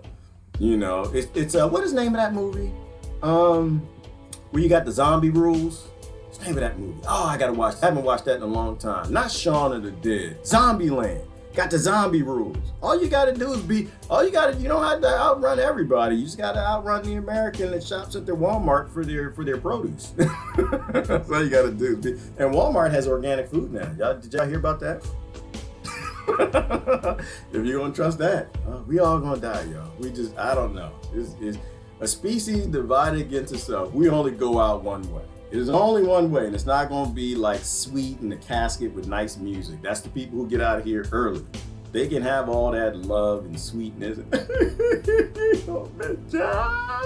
You know, they get that in flowers and stuff, and everybody miss you, and they put pictures of you up on the big screen now. The eulogy. No, most of that we ain't gonna get that. Most of us know we're gonna get fired. we're gonna be like thrown on a pile and like burned because we were in an apocalypse because somebody released a bioweapon called the cocoa virus. Or we're gonna be running and our neighbors like trying to eat the fat off of our back. You don't think people will do cannibalism stuff? Yeah, people did. We literally still got cannibals today. When people get hungry enough, and you ain't got no more peas on this shelf, they're gonna try to eat your pinky toe. Make soup out of it. That's just how it goes. Until we learn to work as a collective, we're just waiting for our apocalypse. It's literally, there's a date on that apocalypse. A date, I tell you. All right, what was I doing? Oh, we're looking at the news. Anything in the news? I don't think there's anything in the news. Any more that we're gonna kill ourselves in the news? It's almost fun. You could almost do a theme and just sit here and we could just do a video every morning and just look at, okay, we're gonna kill ourselves, and we can go right to the news and we'll find things that agree. Yep, we're gonna kill ourselves. Pretty much every last one. We're not sentient. We're not. I was asking people that this morning. I'm sure they're already fighting and arguing about it. I asked them, I said, well, is a cow sentient? Is a dog sentient? Is a cat sentient? I can tell you my perspective. I didn't had dogs, cats, damn it, I didn't had a turtle. That not only you look in their eyes, something was in there. They were sentient. They made complex decisions. They had emotions. My dogs have been sad. My cats have been sad. I know I pick on cats all the time. It's my job. It's my job on the internet. To post pictures, the evidence to show you that cats are murderous creatures that want to go find bunny rabbits and turn them into little furry piles of blood and goo. Like the pharmaceutical industry. That's part of my job. But they're sentient. They're sentient. It's just a question. No, I'm not trying to make you vegan or vegetarian. No, it's just a question. You know, do you think that these animals are sentient? Because we got that double standard. We have a double standard where we'll sit here and we'll say, oh, China's eating dogs. We got to stop them. It's like you eat cows, man. You grocery. I know it doesn't look like a cow, does it? That's the problem. That's probably the problem. It doesn't look like a cow. I think in the grocery store, they should have full-grown cows next to the beef bin, next to the ground beef. I think they should. I think they should have like pigs right next to the pig feet, so you know where they come from. I think it's a good thing. And if you can still eat it, then I think you still should probably eat it. But I think people need a relationship with their food. I trust the farmers. I'm with the farmers. I got farmers that grow cows. They love them to death. I got this one friend. He grows beef cows. Big as an ox, big old dude. Take care of it. I told you I went to his house one day, his farm one day. And oh man, I ain't seen him. That cow, he loved that cow. He loved them damn cows. Oh man, I could barely breathe just going in the barn. Oh Lord, is Lucy here? I probably get in trouble. She lives on a farm too. My nose is not, I can't filter out the manure funk yet. Driving in a car manure funk from cows and horses is different. It's different than in an enclosed structure with the cow doo-doo and horse doo-doo and chicken doo-doo mixing together with the percolating composted doo-doo and some hay. Put all that together, it's a different kind of scent. You take a different kind of, you gotta be strong. I'm not that strong. I hold my breath in human bathrooms. I don't even breathe when I go in there because my brother broke me. He broke me. One day he told me, because he was mean. My middle brother, he's mean as hell. He told me one day, he said when I was little, he said, you know, smell is small particles of what you're smelling.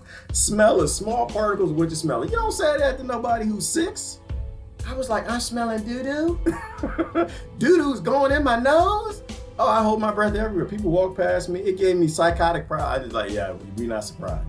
We're not surprised. It gave me an issue. Like people would walk in front of me. I'd hold my breath. I've done that since I was a child. I've only in the last 5 years started breathing when people walk by me. People walk by me, I hold my breath because I don't want to breathe your skin in. I don't want to breathe your butt juice and smells and body odor and funk. I used to hold my breath playing basketball all the time. I didn't want to breathe people in my nose. It jacked me up as a kid. Anyway. No, but he loves his cows. He loves his cows. He'd get out there in the middle of the night, something happened, he'd run out there, I gotta take care of my cows, and they get that little bubble thing and cut it open, let the pus run out. Oh, I can't do that. I can't. It's funny for me when I do it. I don't want to do it to a cow. That's why I don't eat cows. I like cows, but I don't love them that much. I might pop a zit, hit the window. Yeah. That's the guy thing. No, I don't know. I think it's a guy. Do women do that? Do y'all do that when you get a zit and see how far you can make it shoot? Guys, it doesn't matter how old we get. I'll be 98 years old. If I get a zit right here, I'm like, make it hit. Kind of step back from the window, see how far you can make it project. But he did that with his cow. I know he loves his cow. I know. See, this is why I try not to say nothing about nobody. The farmers and the hunters I know, these people love these animals. They love the animals. You foraging in a grocery store through the meat section. Yeah, I don't know that you respect nature in the forest. The hunters, they do. They put on the green camouflage and they won't put on no deodorant and they won't put on no cologne or nothing. They go out in the woods with their buddies and ride home in the truck with them.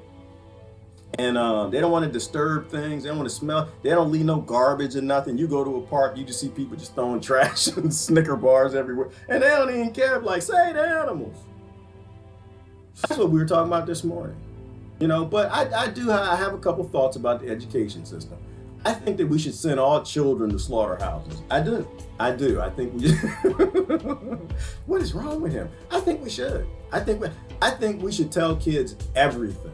I don't think we should hold anything back from them. I literally, it sounds like some Democrat social engineering. I know it does. It's dangerous. Like I said, my background, constitutionalist. I don't even like to feel it out on my skin. It's coming out my mouth.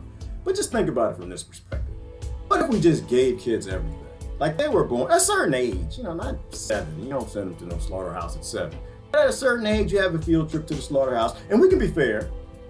You go to the food factory, like you go to the place where they just totally abuse animals and like raise them in cages, to the slaughterhouse, but then go to the free range farm, go to the organic farmer too. We gotta be fair. Like I'm not trying to, I think you break kids when you try to make them like you. I think you suck. I do. I honestly, I think you suck because the world sucks. I think I suck too. I'm a part of it. I'm not leaving myself excluded at all. I think we suck and I want the kids to be better than us. I think that when kids are growing up, a true education system tells them everything. Not just what the nation wants them to know, but everything. All the realities about slavery, not the popular stuff. We got into that last night. It's not just animals. I don't know why people think white is bad and black is good. I grew up with the blacks, people. They just like you. I don't know why do white folk do that. I love y'all to death and I hate that word because you're not white folk. You're people. You're gods. Just like everybody else. I hate it. I don't know why y'all like to hit yourself with pain sticks, because the liberals tell you. I have no idea why y'all do that. Y'all need to stop hitting yourself with pain sticks. Shaka Zulu, if he could have took over the world, if he went to China first, he would did a world run by black people just as ignorant as white people. Just as ignorant, except for you had to eat pig feet too. Although they're eating pig feet now. They call them chitterlings. They put them in wine glasses with ice. They serve them chilled chitterlings. No. There's no difference in people other than skin color. You got psychopaths and not. I was trying to explain to a sister last night. Good sister. I was trying to explain it to her. How did that start? Oh, because Daryl Davis on what's her name? But he told us the facts. He said, listen. He said in the North, you had whites, you had Jews, and you had blacks. And they fought for the North. And in the South, you had whites, you had blacks, and you had Jews. And they fought for the South. And it was interesting the way he put it. And they say, but the blacks in the South, they were forced to fight. And yeah, this is true. Most of them. True. Not all of them. Not all of them. Most of them. Not all of them. There's some of them like, you gonna free me? Yeah, I murder them. How do I know? Because you got people who do that today. Psychopaths. But besides, some of the biggest slave owners in the South were black. You had some slave owners that were black. You had some that were mixed. Light-skinned people, they turn on you in a minute. Of course, I'd say that. I'm dark-skinned. I had to grow up around the light-skins. That's how it started. That's like, that's real. That makes sense to me. When I think about things, I understand this. I understand history is always a lie. The victors always lie about history, and they'd like to sugarcoat it. And like, the North were angels, and the South were the bad guys. They didn't like people. They liked slavery. Like, no, I don't think they dislike slavery. I think they want to make a whole lot of money. And I try to tell people the truth of what makes sense to me and common sense. And of course, historians don't agree. So let's not pretend that the science is settled on history. the history is never settled. It's never settled. It's like science. You keep reading and uncovering diaries and different things, and you keep finding out more. That's revisionist history. It's literally all revisionist. It's always based on being revised on what we know at the time. Like, is that plausible in your head that Lincoln went south to free some people? Does that make any sense to you? Do you see anybody doing that now? Do you see anybody invading somebody else's nation, state, to go save some people from slavery? Slavery also all over this world. Is the UN doing that? Who's doing that? World Health Organization? America, they freeing people? Do you see anybody doing that today? Okay. You don't see anybody doing that today, then what are the odds are back then that you had people that would go murder a whole bunch of people they were related to save some people? Okay, nobody does that. And my whole point was, and I was trying to explain it to her, that the North went south for the money. That's the only reason they went. The South succeeded because first of all, they never wanted to be a part of the Union to begin with. And two, it was the money. They were making the big money and the North wanted to tax dollars from slavery. That's it. They didn't want no slavery. They wanted to tax dollars for it. And so the South was like, oh no, we ain't doing this. No, we not. This is our money. We got to whip and kill and do all the dumb things we got to do. We're going to keep this money. And the North said, no, you're not. The South said, yes, we are. And we're going to secede. Then they pulled that 10th Amendment. And the North said, oh no, North invaded. It had nothing to do with slavery. Lincoln literally did not want to save anybody at all. And it was even said that a bunch of Northern generals wouldn't even fight if they said it was about freeing slaves. Nobody wants to free. Come on, man. That's what I'm saying. You gotta use a little common sense. Because people, they always like to look back at history and say, those were the bad guys and those were the good guys. And that's what the victors say. They lied to you. They always paint themselves in white robes with little halos and stuff. That's not how the world works today. And you damn sure know it's not how the world worked back then. It was all just about money. And it was actually the abolitionists in the North. And the fact that Lincoln was getting his butt kicked. That's why he freed the slaves. It was an accident. You got freed on accident. He didn't mean to do it. He wanted the money, right? They just wanted to hold the union. But I mean, I think they wanted to end slavery. I think slavery would have ended anyway. So I'm not praising the South. I have no interest in that. I like to look at just reality. People like money. That's it. We like slavery. The same reason Obama killed Gaddafi. Why? Why did he kill Gaddafi? So Africa could not get its own gold standard. That's why. Because slavery makes money. That's why Obama killed Gaddafi. That skin color means absolutely nothing other than the D3 and solar radiation. So yeah, we got into that, and I posted that video I posted a few weeks ago showing the black kings, right? The black kings that were grabbing slaves and selling them into slavery. Shoot, they got so good with selling people out, they decided that, hey, listen, you just go on out there and get you some Negroes. Go on out there, get as many as you want. Go on, get them. Just make sure you bring the goods from Europe, because that's what they were trading for. It wasn't just guns, it was goods. They wanted all the stuff that was coming from Europe. Yeah, go on out there and get you some of them black people. Get black people out there. Oh yeah, there's some bucks over there in that field, and it's this tribe over here on my land. You can go ahead and take them. And then they got upset after a while. Right? The black kings in Africa got upset because every now and then one of their family gets scooped up, a cousin or somebody, the royals they call them, right? And then the royals would call America and say, hey, America, listen, you got the wrong guy. You need to send him back. And grab my niece or something, and you send her on back over here. And guess what? They send her back. They send her back. Slavery wasn't for everybody. It's just for you poor people, right? And the black kings don't love you more than anybody else. That's why I said people need to stop with this cheering these black billionaires. They're just as psychopaths as the white ones and the yellow ones and the purple ones. Stop believing in skinned people. Stop it. So anyway, why did I say all that? Oh yeah, because we all gonna die. We all gonna die. We stay divided against each other. Y'all keep letting these kings and lords divide you up. We not gonna make it. That's why I don't take note. I don't take your Kuroki virus serious. I don't take your racist serious. I don't take your whining serious. I don't take your Sharpie sign serious. I don't take none of it serious because you're still fighting over dumb stuff in a time where everybody can have everything. All right. If you can free everybody, free everybody. By the way, watch this. Still watching the CC. What's CC bar? Bar is up, by the way. Still watching CC. What's CC, Patricia? She gave me a link. Thank you. I'll take a look at it. Yes, butt juice, Hillary. Everybody got butt juice. That's real. We're grown. We're grown. We're adults. We can be honest with you. Your butt make oils that help things slide on out, and some of them oils get trapped on your butt. That's why you got to wash your butt every night. Wash your butt. I tell my kids that. You done your homework? Okay. All right. Wash your butt. Like, Dad, I'm 18. All right, well, that doesn't change nothing. In fact, you probably need to wash off. It's a thing. You're supposed to do that. So nobody else is breathing you in. Nobody want to breathe you in unless they love you. I might love you. I still don't want to breathe you in. All right, I gotta go. Let me see. It's good for our biome, especially animals poop that free range / wild. Humans, I don't know because of what we eat. Yeah, well, you know what, Cheryl? I agree with that. You know, farmers go a little too far. Poop is good for the farm, but there was no land in the past that grew tomatoes that had like 2 acres of poo piled up 4 inches thick. We mess up with that. And plus that poo from them farm animals, unless it's horses. See, horses, they use less drugs on. The cattle, farm-raised cattle, they drug the hell out of them. So they're putting all kind of antibiotics in them, and it's ended up in their poo, and it ends up on your field. And there's who manure too. And then they got bags of that here. You can buy human manure. You can buy it now. You can buy it at your local garden center. I ain't putting that on my garden. No, I go to Walmart. Well, I used to go to Walmart. I don't go to Walmart anymore. I haven't been to Walmart in a minute. But when I used to go to Walmart, I see what humans eat.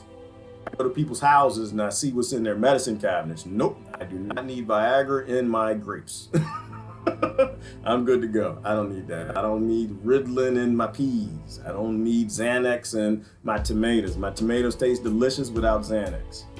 I put very little poo in my garden. Very little poo. Because that's how things evolve. You're supposed to have just a little bit of poo, not a lot of poo. And it kills the soil. Yes, it does, Christine. You got to grow naturally. Don't grow organic. You die. I know. You'll live longer than the chemical growers, but you're still gonna die. Plants need a balance. Right? They don't need poo everywhere. All right. Anyway, we'll do some comments. Don't dare shake G's hand. You don't shake my hands, Lori. Don't ever do it. I don't like to wash my hands. I tell other people wash their hands. I wash my hands in public places when I use the bathroom. Right? I don't, but go through the details of that. I don't at home. Now, I'm not like in the garden. I'm like digging in the garden or whatever. I'll never wash my hands. I go right to the smoothie. I'm out there playing in the mud. I come right in. I do what every grown man used to do. You go like, use your shirt. That's what you're supposed to do. This is what you make your wife mad. Just use your shirt. And I get some apples and throw them in there and make me a smoothie. He's single. Let's see. Oh, he's single, ladies. Patricia, thank you, Patricia. Thank you for playing the role of the local minister at the church. Thank you. We appreciate your announcement. And you're going to stay that way, too, because he don't wash his hands. He don't wash his hands. That's why he go like this. Nobody want to deal with that.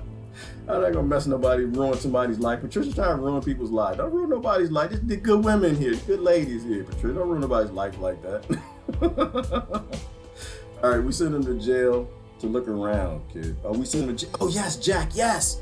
Sending kids to the prison. That's important. I think we should do that.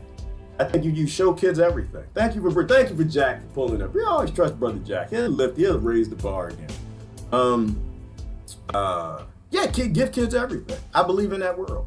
I think we spare no expense. I said we like to pretend that we care about children. We don't do a damn thing for them. We starve them to death. I think kids should have everything. You spare no expense. Send them all over the world. Let them spend some time. You know how you do that? We used to have trades. We used to have trade programs when we were young. What was that called? Well, you had the pen pals where you write back and forth. I remember one of my favorite ones was in Germany, another one was in France, and because you were learning that language, and then you grow up to forget the language. That's not the point. Exchange students. We should do that. We should do a whole lot of that. And I think that every American kid should go live everywhere, but not like one exchange. I think we should have a true exchange program. I think you need to take the kids from all environments and make them go live in the ghetto, the barrio, the hood, the mansion, the wealthy, ignorant black people mansions, and let them just go to see it all. Then you send them overseas. Let them go spend some time in a war zone.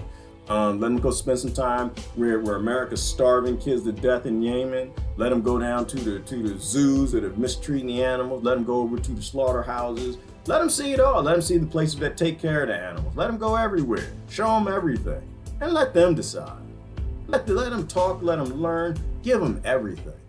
I think we mess kids up by making them into versions of us. I think that's a bad idea. I look in the mirror every day, y'all. I'm like, I don't want nothing. I don't want them. I don't want none of him. No, bad that is. How stupid that would be. Yeah, we need another Gerard in this room. We don't. I want to be unique. I don't want my kids to be like me. I told them all, y'all need to go be somebody. You're born. Now go be somebody. Don't be me. You need to go be somebody. I am perfect to the indoctrination of my time. You don't need my indoctrination. I was raised to fight abortion. I was raised to think men were stronger. I was raised to think black people were kings. I was raised to think America does everything right. You don't want what I got. I'm still working on me, kids. I'm still filtering this nonsense out. And you need to go be you. You need to go find out who you are and tell the world who you are. Don't let the world tell you who you are. Now I'm not confused though. Like I don't. Do I see? Somebody asked me, do I see race? I see it, but there's no real significance in my head anymore. Like I see it, and what's more significant to me is like what you look like. Like, are you dressed in goth? Do you look like you living? Do you look like you're in a gang or something? You throwing gang signs or something? Look like you work on Wall Street, and I determine right then whether or not I want to deal with you. But I don't confuse myself. I had my talk. I had the same talk with them. Like, listen, you aren't any of the things that they think you are, but you still socially are in this ignorant place, and they're going to treat you like what they think you are. So all you can do is be the change. It's like Daryl Davis, right? All you can do is be the change. That's it. You can't change nobody else. You can't help nobody else. All you can do is change your vibration and your influence in this world. And I don't think race should be significant, so it's not significant to me. I don't care nothing about it. And that's it. But I'm realistic. I know how I'm going to get treated. Is that Beaufont? Is he still here? He posted something. What did he post the other day? He did a meme. It was a prison bus. That's what it was. Did y'all see the prison bus meme? He put me in. I don't know why he tagged me. He's just so insensitive. So he got a prison bus, and he said he bought 50 jumpsuits, 50 orange jumpsuits. So we're going to go park at the local Walmart, and everybody just run out the bus. 50 of his closest friends. I ain't going. I'm not going. Because sometimes I think that misunderstand me when I say race doesn't exist. Race literally does not exist, but I live in a country where the monkeys look at your fur and they're gonna treat you like it. We do that with a bus. Yeah, it'll be a party. It's like after party at Denny's. I'm not gonna make the after party. I'm not gonna make that. It's just how it works. It'll be me, and let me see. But see, you know what, Beaufont? You might not make it too now. I don't know, cause you kind of got a little bit of a rough look about you. You kind of look like you might need to fit a description too. Because, you know, that's how that works. I guarantee I'm a fit description. You might too, you know, because, hey, you kind of got that look. You don't never know. But I'm not coming home. Y'all going to Denny's. Y'all going to be at Denny's without me. Like, oh, where's Gerard? Eating a little nasty steaks and eggs that I used to at 2 a.m. after the party. Eating them like, where's Gerard at? Oh, they said they were going to take him down and process him just in case. They took him down. They said he fit a description. I always fit the description. There's that one black dude. He's always doing something. He looked like everybody. He looked like all of us. So, yeah, no, I wouldn't do that. I meet my police. I'm very nice to them. Very nice to them. I always make sure they know who I am. I treat them with respect, shake their hands. I teach my kids that too. That's right, and that's what the video was about the other day. You know, you got to warn your kids. You have to raise them right. You know, give them what they need to know to succeed in this world. Is G being racist? Everybody's racist, Beaufont. Everybody. This is America. Welcome to this is America. Pick a team. That's just how it goes. You know, and then racist is the right thing. Race is wrong. We are ists. We're not racists. We're ists. Whether you are Alabama-ists, whether you are Christian-ists, or Muslim-ists, or women-ists, or male-ists, or onesie with plastic feast-ists. We are ists. That's what we do. We are ists. We literally are given these teams, and psychologically we want to be on these teams, and we make judgments. I think it was Jamie Foxx who said it best. Said we're perceptionists. Right? We have these perceptions, and they're formed by TV and magazines. You know, we're vanity magazine-ists, right? Because you got these little girls who are growing up, and they're looking at these vanity magazines like, oh, I'm supposed to look like this. This is what women look like. And I'm gonna tell you, women do not look like that. They don't look like and the few that look like that, they're not gonna stay that way. They're not supposed to. They're not supposed to. And men your ideas, your real ideas supposed to evolve with it too. But you give these false images, right? You know, so I got all these little boys running. Oh, this is what my wife's supposed to look like. She's supposed to be this, and cut that, and all the time, or this, that, and the other. It's like human bodies don't work that way. The society doesn't work. But we do brainwash people and give them all these ists, right? You know, that's why I appreciate when I started, I guess probably when I was 20, 30, somewhere around there, they started having the big girl magazines where they started putting big girls. Now, they took it too far. They took it way too far, because now you got big girl pride where it's like, I'm big and I'm proud. 400 pounds, I'm going to eat till I get 500. No, you're not supposed to do that. You took it too far. You know, but everybody's a different size. You're supposed to be okay with that. Their body's doing a different thing. It's collecting fat for this, that, and the other, thyroid problems. Those things are real things. But we break people, we make them ists, you know? What's the difference between a slave master back in the day and the way our government treats us today? Brother John asked. Absolutely. Well, no, I think the slave master was nicer. I do. I really do. I think the slave masters back then were nicer. I think back then slave masters saw slaves as livestock. Today, government sees people as commodity, just votes. See, back then there wasn't a whole lot of money. You didn't have a central bank that was printing the money. So back then, you made an investment into a cattle or a slave. Yeah, you mistreat them. You were wrong. You didn't see him as human, but you still saw him as property. Right? Today, let me ask you this question. Does your government see you as valuable property? It's a question you gotta ask yourself. I think if you answer that question right, then you understand. Does your government see you as valuable property? Do you have fresh water? Because your dog is property, right? Your cat is property. You want to take care of them. They're an investment. But there's a difference between a slave master back then that saw you as a valuable commodity on a farm that helped them make money. Versus today, a government that got 300 million people that couldn't give two damns about probably half of them, but not only that, but probably wants to depopulate them because they can't really control them at this point. So when you ask me that question, I would say that everything that happened then happens now. People I got into a debate about, they said, well, yeah, back then you had chattel slavery. You got it today because the kids whose parents are incarcerated are likely to be incarcerated. So to a degree, chattel slavery still exists. Well, they used to rape people back then. Have you ever been to prison? Okay. Do you know what it's like being 17 years old in an adult prison? Okay. So, and I don't even ask, I've got a lot of friends who came out of prison system. I don't even ask them those questions. Right? So everything that happened back then happens now. And they care a lot less for us now. The only difference right now is it's all inclusive, which is what part of the design was. And that's why Lincoln went down there. They just wanted the money. And they got the money because they made everybody slaves. They wrote that 13th Amendment. Now everybody is a forced labor slave. And anytime you don't do anything that these corporations don't want you to do, they'll throw you in prison. They'll make a whole new slave. You're going to pay either way. You're going to pay your taxes or you're going to buy commissary. Either way, you are a forced labor slave. So I think they used to care more about their slaves back then than government does now. And that's why I don't vote. I don't vote at all. I mean, what rights does the government respect? Not state government. I'm talking pure federal. That's why we spent time with the Act of 1871. They're a corporation. They're not supposed to respect your rights. They're supposed to view you as a commodity, and you are a total commodity. And right now, probably half the population is expendable. Okay? That should tell you everything you need to know in terms of voting. They're not fighting this apocalypse thing. They're not fighting it. They can't wait for it to happen because most people are expendable, and the nation will run smoother if you get rid of most people. You know, you can continue to automate, creating robots for corporations, rolling up the profit, and less people to complain about food, water, and a place to live.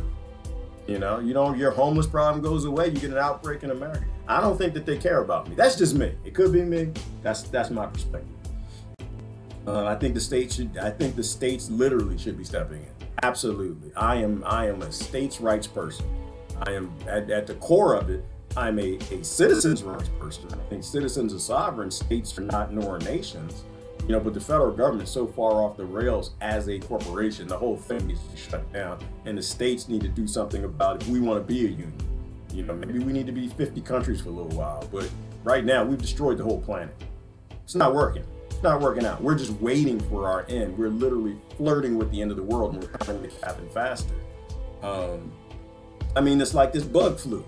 Karaoke virus. Like, why is that a problem? We've made it a world standard. We've normalized murdering people and stealing their resources. And so, of course, China wants to do a better job at it than we are. So they're assuming we're not working together on it, they're manufacturing their stuff too. All right. What happened to YouTube? Y'all just totally disappeared on YouTube today. Gerard, do you realize how much radiation is put in your something? No, I don't. I do not, Susan. I know it's above any level that I'd be okay with. That's what I know. I don't know if it's 7 millirads, 8 millirads. I don't know if you're talking about my coffee or my water or the air, the food, whatever, this laptop. I know it's above what it's supposed to be. That's all I know, right? Because they don't care about my health.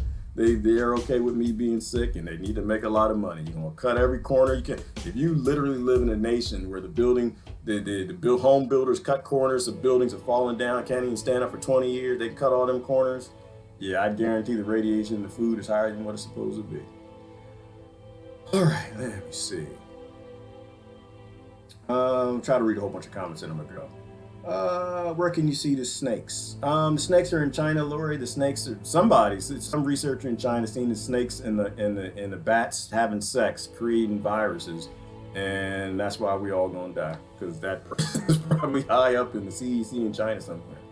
No, I don't trust the CDC. That's another good point. Hell no, I don't trust them. No, I don't trust them. Why would I trust them? Are they protecting me? I mean, to some degree they are. There's some good people who work for the CDC, but they don't protect me. Why would I trust I don't trust the pharmaceutical companies. They're in bed with the CDC. I don't trust them at all. I picked that out when you were talking about Popping zits, G, you're welcome. I'm not sure what you pecked out, Patricia. That sounds a little disgusting. Yeah, it's like all the stuff that just came out your mouth. You think that's disgusting?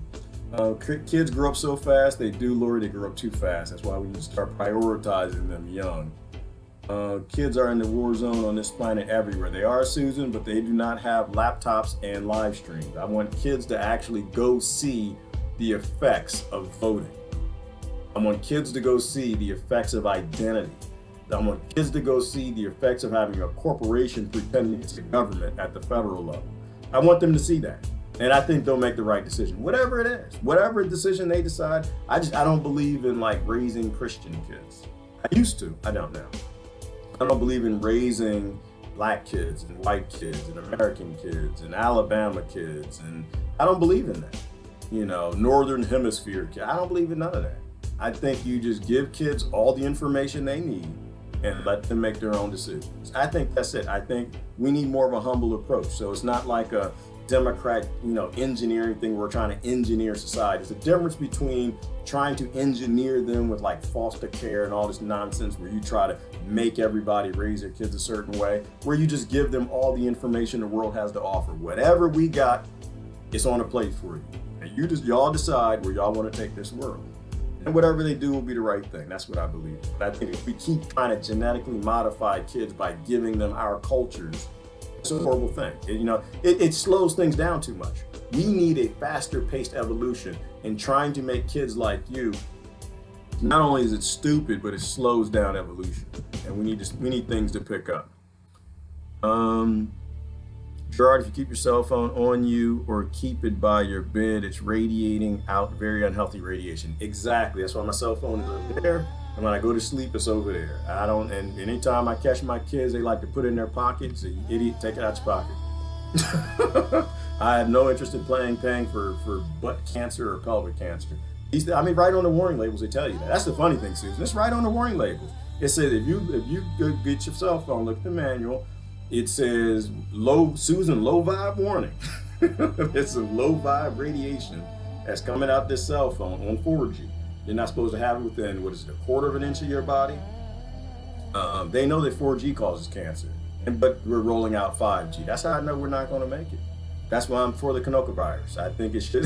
I don't think it's going to take us out, but one that's going to take us out is coming. It's coming right now. Right now, it's a kangaroo looking at a wombat. Right now, Google eye, like, ooh. Because the kangaroo's a little bigger. Oh, I can get that. Yeah, I think I can get that. All the other kangaroos done left. They ain't getting nothing. They all hopped away. They too good for me. But you know what? That wombat. And this was an escaped kangaroo from a biolab in Australia. One of the ones that didn't burn down in an area where there are a few kangaroo left. And that kangaroo gonna go find that wombat, make something called wombat food. And we're all gonna die of wombat food. The aliens gonna come find us in like 1 million years and like, oh wow, they had cities and everything. They're gonna read the newspaper, the last newspaper gonna say, oh, everyone's running from the wombat flu. And that's gonna be the end of the American, end of the human race. I think it's stupid, but I'm on nature's side. All right, let me see. When I had my son, I was talking to my stepmom and told her I was scared of screwing him up. She said, don't worry, honey, we all screwed him up. I was strangely something. Oh, I missed the end of that. See, this is the beautiful thing about like coming from a wise family. Don't worry, honey, we screw them all. Real talk. Hashtag real talk. That's real talk. And if you can admit it, like, oh, don't worry about it, baby. We screwed you up too. We understand, I know, Crystal. Shoot, I used to get on them swings. I got on the swing. Y'all know what swings are? Our kids, y'all know what they are. We had different swings. We used to have chains. It was like you had a big metal structure that was concreted into the ground with these big chains that hung down, and you sit on this little piece of rubber, and you get the swinging. I just had this idea in my head that I could actually swing all the way around. I know somebody's laughing. I know somebody did it with me. I know you just didn't think about gravity. Like you just literally left physics class. You were just in science just before recess. You ran outside. I'm gonna make it swing around. I'm just gonna say when you get to the top, That bar is going to find you. But you try to you can't. All right, anyway. They screw us all up. That's just how it goes. All you can do is give them what you can give them. And that real talk. Kristen came from a wise family, very wise things. You don't worry about raising your kids, just give them everything that you got. And that's it. Our job as parents, for the most part, I think, just keep them alive. Try to keep one. That's number one. Try to keep them alive. Don't literally keep voting for two political parties, making a police state so nobody has a right or lives matter because the debt collector for Wall Street. That's number one. Keep them alive. And two, you just give them everything that you got. Trust in them. Trust that, they got enough of what you got to give them. Say, listen, don't go here, look out for that. Don't think about this, do that, be careful. No. But, at the end of the day, I really don't know. I grew up in my day. I stayed alive. Didn't get caught. Didn't, spend too much time in prison. So these things kind of work for me. I don't know what's going to work for you. Things are changing. This is the best I got to give you. Love you. Good luck. I tried my best. I said, no more wars. I stopped with the voting nonsense. I said, we need to free the people, feed everybody. UFOs are real, aliens are real. Damn it, Loch Ness and Bigfoot might be too, because your government can't stop lying to you. And send them out in the world. Pat them on the butt, send them out on the world. Maybe don't even pat them in the butt, because they'll probably throw you in prison, give them in foster care to somebody out there, rape and abuse them. And send them out in the world. That's all you can do. That's all you can do. All right, let me get down that comment. Feed them bananas. Yes, Caprina, and feed them bananas. Best thing. I flirt with cops. Hunter, that is a very, very, very, very, very, very, very bad idea. It's a very, you know what? I don't have time to, police do not flirt with police. Don't do that. Don't. Be nice to them. Buy them coffee. Get them some donuts. Be kind, considerate. Show them respect. They need to have their kingdom. Don't flirt with them. That's just not going to end well. The Hunter, I'm trying to tell you, it's not going to end well. In no way. If 99.999% of every relationship ends, and the vast majority for most people ends abruptly, it ends with a stalker and some bad stuff happening and other police coming. I got some rules, Hunter. If you work for the FBI, Homeland Security, police, TSA, anybody has access to my records. They can look me up on social security numbers. They know how to ruin my life. Anybody that's got a gun on their badge, the billy club, the little shock thing, anybody that's got that, no. And I'm gonna be honest with you, Hunter. I'm still friends with most of my exes. We're still good friends. I love all my exes. I took care of them best that I could. It was nice best that I could. I thought I was a good man. I hope I was, but still friends. I don't think anybody out there hates me. And I still won't date nobody as FBI, police, cop, CIA. Because, you never know. You just all it takes is one. That's all it only takes one. It ruined they change your religion, Hunter. I don't know what religion you are. You get someone that has access to look you up, your mama up, your kids up, your friends up, and where they work and when they go to work and how they pay their taxes and can drive by your house with all them. But when you look at a police car, I mean, they can look through walls, number one, right? They got the infrared units, but they have so much equipment on these things. They got all kind of boxes and black boxes with little red lights and look like the Knight Rider. They got all, you don't know what that equipment is. They can probably see through your house. They can probably hear in your house. No. Hunter, bad idea. You need to get that thing under control. Get that thing under control. Bad things happen when you have powerful people allowed in an ecosystem where humans live. Posted that. Somebody who posted that. Someone posted that police officer who got caught molesting kids or something like that. And it's just like we can't have police anymore, people. I mean, if we have police, it means we failed as a society. If you've got people who want to do things that have grown men with guns chase them down, we've broken down as a society. We need to start building a society that doesn't need them. And if you've got power over people to become a pedophile, that's a whole industry that needs to be updated.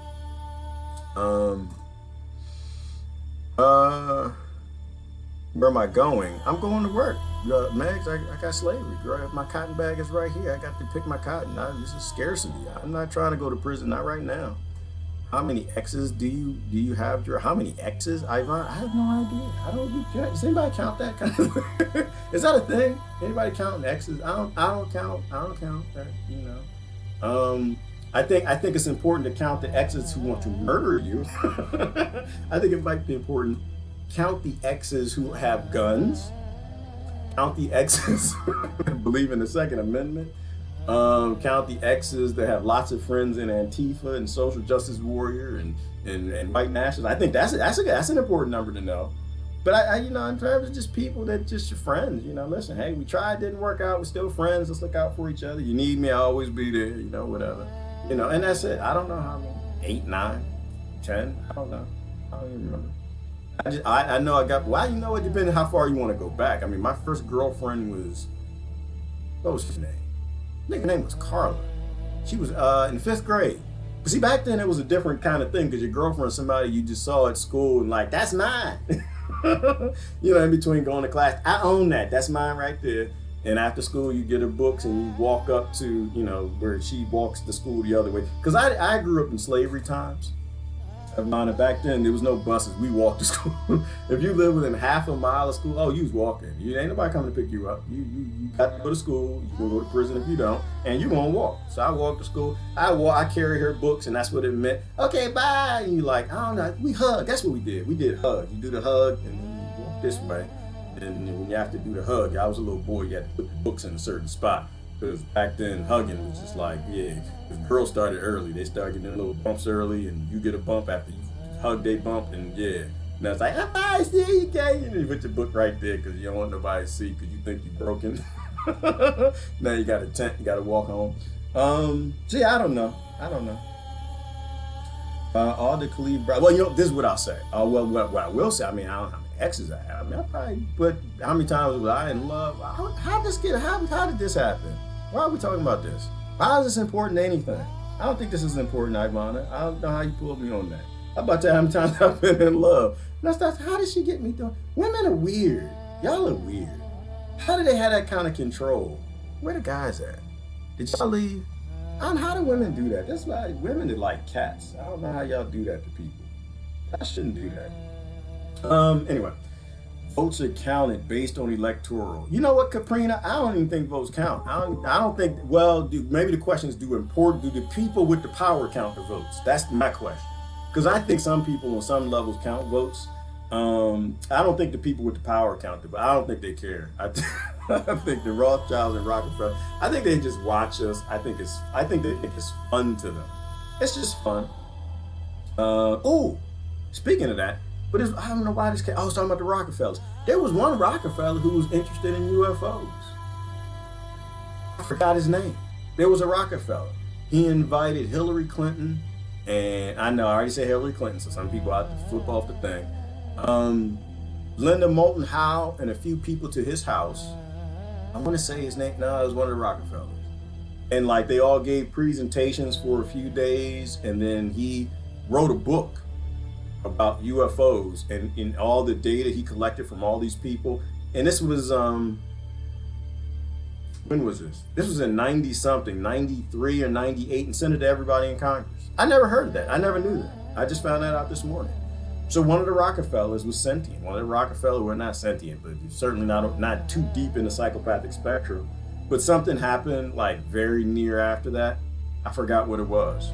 I don't know why I'm thinking. Oh, the Rockefellers in vote count. Yeah, they don't count votes. They just they tell Congress what they want. That's it. They say, all right, well, who y'all elect? Oh, we elect this person, that person, this person. The Democrats in control now. The Republicans. Okay, well, tell them this is what we need. We need y'all to blow up Venezuela. We need you to go out and collect from Bolivia. We need you to go destroy Iran.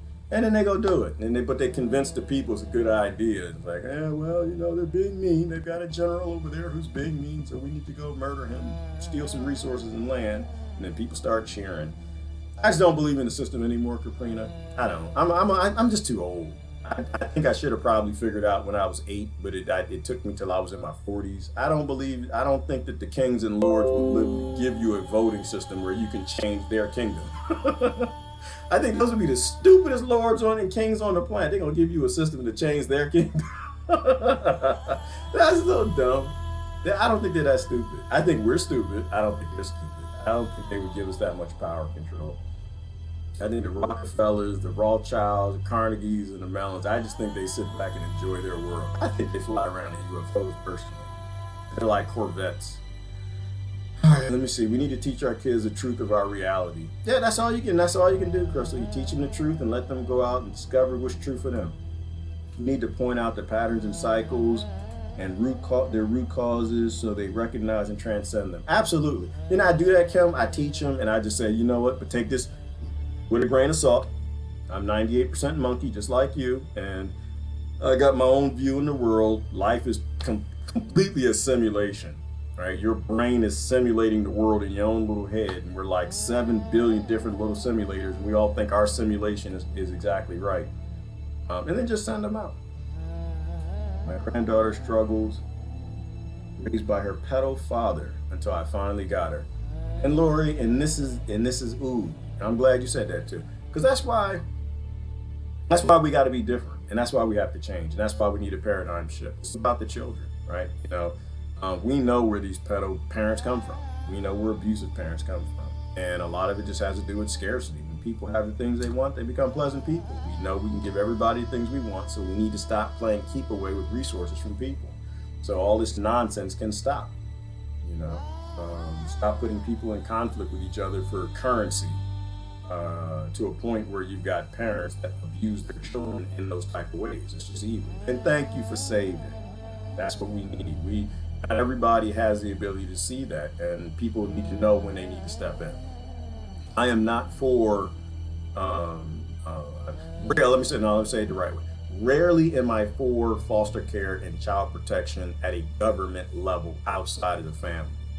I am almost always for inter-family interventions.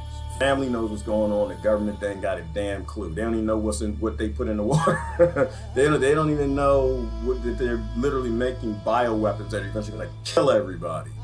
These are idiots. I'm sorry. The government's not a person. It's a system. It's a dumb system. Right? It's not any individual person. We have an ignorant system, and that's why I don't care nothing about the impeachment. It has nothing to do with fixing anything significant anywhere on this planet, let alone this country. The system is broken. But I believe in family stepping in, because family knows more than anybody else, right? If you're close to people, I even believe in community stepping in sometimes, but we have to build communities and families that care enough to do that. So it's a good thing that you did that. It's a fantastic thing that they have you. I think my mom needed to learn that you can't save everybody. Sad but true. Megs, I needed to learn. I needed to learn that you can't save everybody. You can't. You can't. I'm not even going to try. All you can do now, you save the people that you can, save yourself, and the world will go the way it's supposed to. You can't save everybody. When cuckoo virus gets to going and you're in your bunker, you can't save everybody. You eventually have to lock that door, go deep down, and don't answer the door. Don't answer the door. Because if you and the cuckoo virus, the people up here are dying because the government's in their continuity bunkers, and you open that door, you see children, you're going to try to take care of them. You're going to try to save everybody. Y'all going to run out of food and everybody going to die. I've seen it on television. It's true. Hollywood.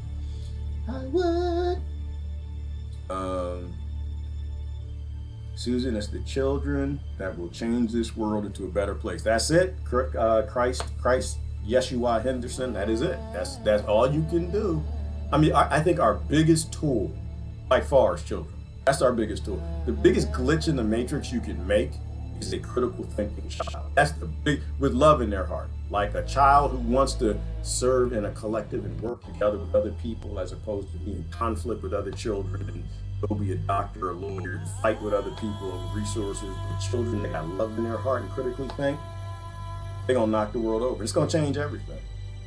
I would prefer that we do it because we screwed it up and we haven't done our part. We just make Sharpie signs and destroy the ecosystem by buying Sharpies from chemical companies, making signs and protesting. How about iWatch? Is it like a mini cell phone? I swear, mine 24/7. I wear mine 24/7.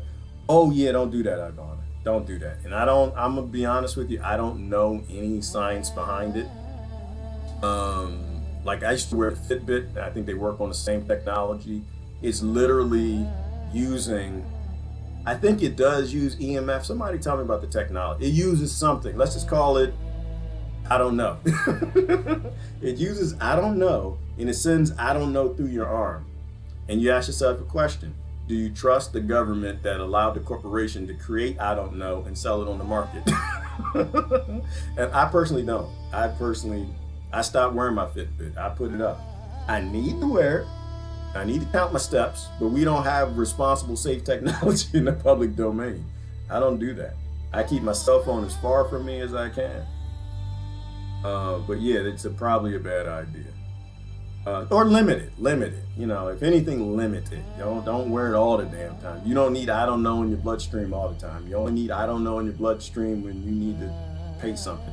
I was tempted to wear my Fitbit at nighttime. That's the problem. That's the problem with junk technology, Ivan. It's just so sexy. I love to watch the Fitbit, like my sleeping chart, where I go to sleep, put the thing on, and I could tell, like right when I went to sleep, when I was usually watching something on Netflix and I fall asleep.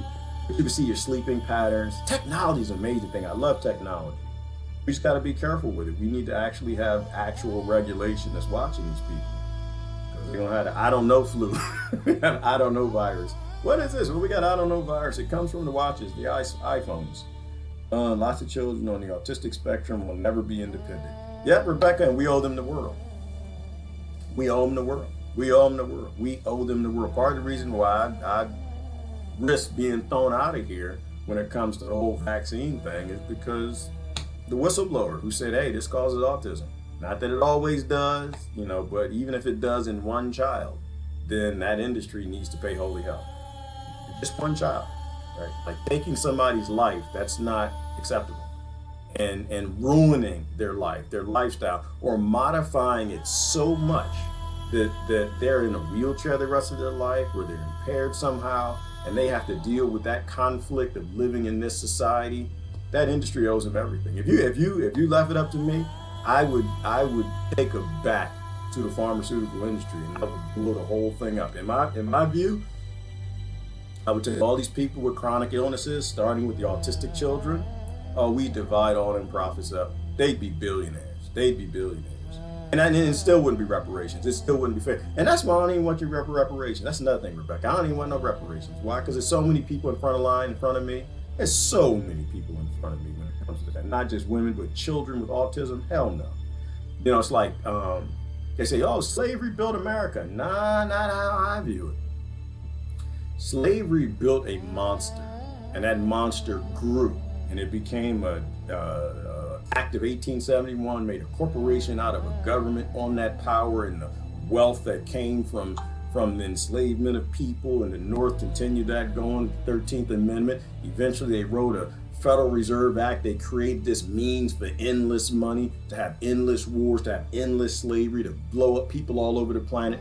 Slavery literally changed the whole geopolitical system and power structure on the planet. Slavery literally created an ignorant, monstrous creature, Frankenstein of a nation called America, and handed the entire world in a handbasket of hell to 13 families.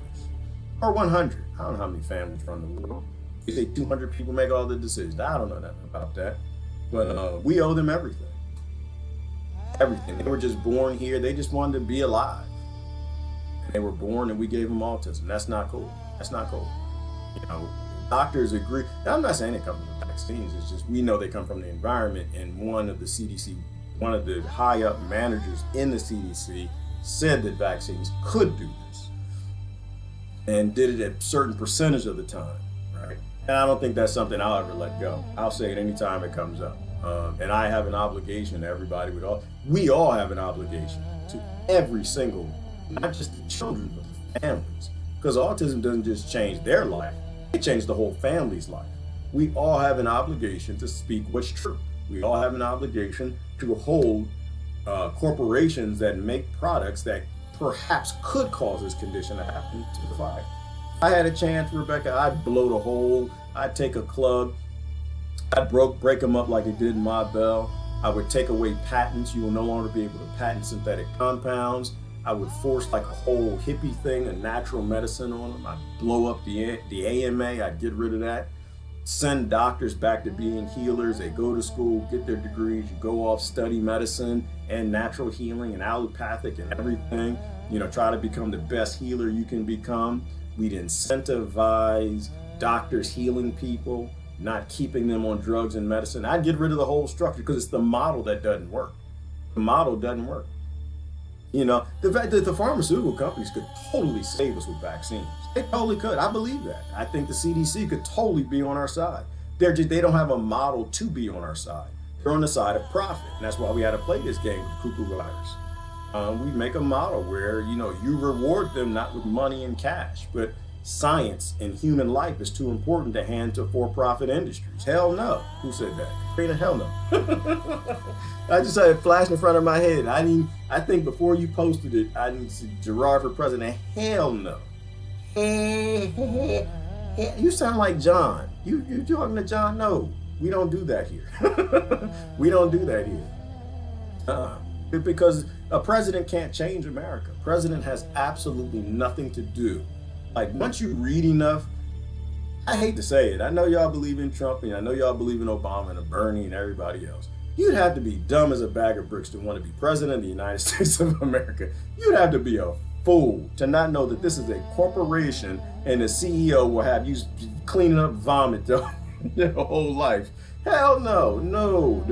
The worst slave we got in this country, the absolute worst slave, is the president of the United States. That's the one who he can't control anything he says, anywhere he goes, where he uses the bathroom, when he uses it. Everything's recorded. He gets all of his shots and vaccines and they drug his food. Hell no, the worst slave you got it. And that's why everybody blames him. That's why the media gets everybody to blame him. You know, he's the worst because he's the most controlled person on the planet. I don't like to be controlled, Katrina. I don't do that. I don't like nobody telling me nothing. Tell me to go left, I'm always going to go right. That's just how men are for the most part. Presidents can't change. They can't change anything. They don't have any power. All right, I gotta go. Sounds wonderful. What happened to YouTube? YouTube was busted all day. I don't even know if I was even live on YouTube. Oh no, they're there. It's 8 people there. Man, y'all real quiet over there. Can y'all say goodbye or something? Y'all say hi. You know, you're supposed to greet people when you come in the room. That's what I teach my children. When you come in the room, you're supposed to at least greet people. Say hi, we here. Can somebody say bye? Is it broken? Y'all just all robots. Y'all just all trolls over there, something that day. Nobody said anything over there. All right. There you go. Oh Lord, here we go. We're both finding some okra. Irreconcilable differences. Okra. Oh hell, that's a hell of a irreconcilable difference, bro. Hell yeah, it is. Oh yeah, you put okra in my food. Oh, we got a problem. I might call the police. All right. My sister was married to a high-level cop and he chased his kids around with his gun. He was horribly abusive. Oh my gosh. Still, I'm sure there are many good cops and I'd never ever date. Ooh, wow, man. No way. That job changes people's nature. It does. Good talk. Real talk, Tammy. Real talk. Because, I mean, that job makes monsters. Not everywhere. And it's not all cops. I mean, I personally, Tammy, I think most police are good people. And then I got to change what I just said because that doesn't really work. People are just people.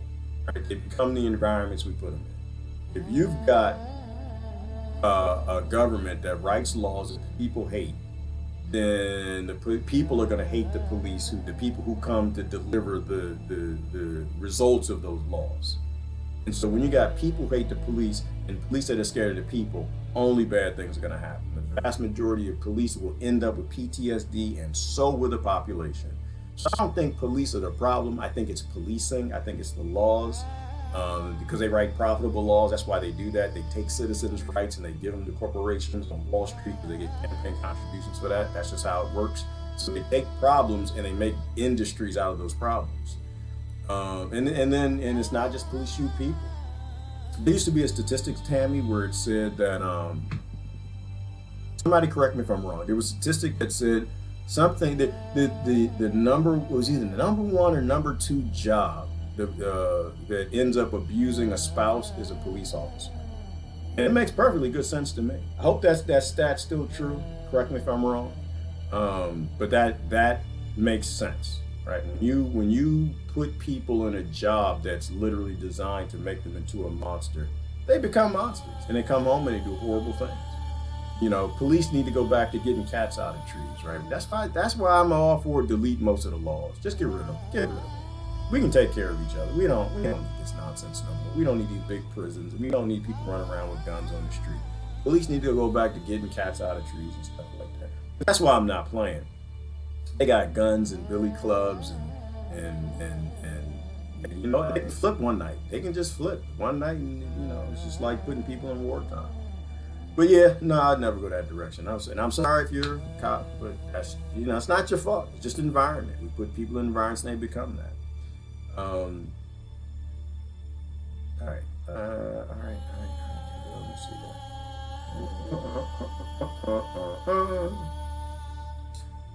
That's how we do it here. In many children care protection. That's how we do it here. In many children care protection. You know what, Christine? I think child protection does work in some places, and we're America, so we don't look at nobody. We don't look at other school systems, other militaries, other forms of government. Say, hey, that's a good idea. Let's do that for our people. We don't do that. We're right. We're right on everything. You know, but there are countries where they have child protective services that work. They literally got countries where they help kids. It's just not here. There's something about capital being the basis of the system. That will always be what's the priority in a system. As long as the system is based on capital, you're going to have capitalists all throughout the bureaucracies in the country and corporations. And so, you know, foster care was broke in the United States mostly. It was probably broke from the beginning. I have to say it that way, otherwise both fronts gonna call me on it. It was broken from the beginning. The idea that you have the authority to tell somebody what to do with their children. But it was mostly broken in, was it 1994, the Welfare Reform Act, when they had Title IV-E, put billions of dollars up for states for foster care. And at that point, states could make $120,000 a year for every child that they have in foster care. At that point, it was all about money, you know. So they didn't even care. They at that point, cash stats. I mean, there are a lot of things that made up that formula, but at that point, you know, the states were cash strapped and they needed the money. And if you need the money, and the only business is human trafficking, state is a system. It's not a person. It's not an evil thing. It's just a system. It's going to do what it has to do, like we do. Soldiers do, police do. Everyone does what the bankers do. They're going to do what puts bread on the table. So it's the system. That's why I go with Bob Marley every time he says that. The problem is the system. All right, I gotta go. Last word, anyone? Last word? Ivana said, like Greta. Hey, I appreciate Greta's spirit. They just only gave her half the information. I said that, Ivana. I got in so much trouble. They still come for me every now and then. I still believe it didn't change nothing. They didn't change me at all. I still have respect for her. I have respect for her spirit.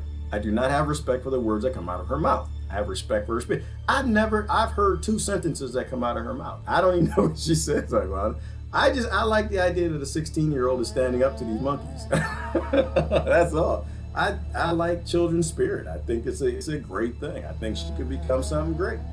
You know, she just needs all the information. She needs to go tour HARP and go tour the companies that are selling geoengineering devices. You know, and then she could be something phenomenal. But like attacking a 16-year-old, I think that's stupid. Just get her more information. That's like fighting. It's like fighting hate with hate. Same thing. You don't fight Greta with hate. You don't fight Greta with the other side. You just fight with information. Like. Why? I gotta say it the right way. How did Durrell say it? Durrell said, how can you hate me if you don't know me? How could you love geoengineering if you don't know geoengineering? How could you, Greta, how could you love it? How could you love chemtrails if you don't know chemtrails? If you haven't breathed it in, if you haven't seen what it does to crops, if you haven't seen the checkerboard patch, how could Greta love the 120 patented geo weapons if she hadn't actually seen any of them? How could she love stealing the clouds if she hadn't seen the satellites or heard the LBJ speech or the JFK speech that we have the ability to use satellites to control cloud cover? How could she She can't really speak on it, but she has the spirit. Y'all know, y'all was in high school. You heard the cheerleaders. We got the spirit. Yes, we do. We got the spirit. You gotta have the spirit. All right, there you go. That's the bare bone basic. You gotta have the passion and the spirit. She has the passion and the spirit. I think. I could be wrong. I think. She just doesn't have the information. And neither do the adults that follow her. So it's not just the side that's challenging her, but neither does the other. And I just think it's like hate and racism. She just needs to get to know the geoengineering pacts and actually read them and understand why all the nations that signed it said, hey, we will not use geo weapons against anybody else. Geoengineering, we won't use them as weapons against anyone else. We will only use them in ways that don't affect the climate in our own nations. That's all she needs to know. And nations have things called people, and people do things called need to make money and eat food. And a nation who has the most food, has the most strong people, can fight most of the wars and make more for the GDP. And if you do the math on that, the formula, it's not a difficult formula. It equals your government is doing exactly what JFK warned you. They are changing your climate. They're making it worse. Same thing with the Kanuki virus, right? They're making it worse. They didn't make it, but they're making it worse. Our end is coming. We got an end date because we're still divided again. We're a species divided against itself, and our end is coming. We're like a cutter. We're just constantly cutting. We're, making pharmaceuticals and drugs and sugar and candy. All of this nonsense we're doing, flirting with the end of the world, hiding UFO technology, hiding free energy, making a mentally ill population, giving police PSD, making troops crazy. We're just doing this, start flirting with World War III. Eventually, as a cutter, we're going to hit a vein. You're going to hit the wrong vein. And I don't think cuckoo virus is the wrong vein. I think we will survive this, but our time is coming. And when it comes, it's all over. All right, anyway, I had to go. This is Gerard. Last word, anybody? I have no idea about Greta and Minnie, and I'm very skeptical of many humans. John, you should be skeptical of every single human. Poison food, poison water, poison air, poison occupations, poison education. It's a miracle any of us still function. The human body and mind and body is very powerful. That's it. Crystal got the last word. Poison every damn thing, but you're a god. Go be a god. Stop acting like a fool. You're 98% monkey, but you don't got to swing from trees, eat bananas, and beat your neighbor in the head with sticks. I gotta go. Y'all have a great day. Gerard out. Love y'all.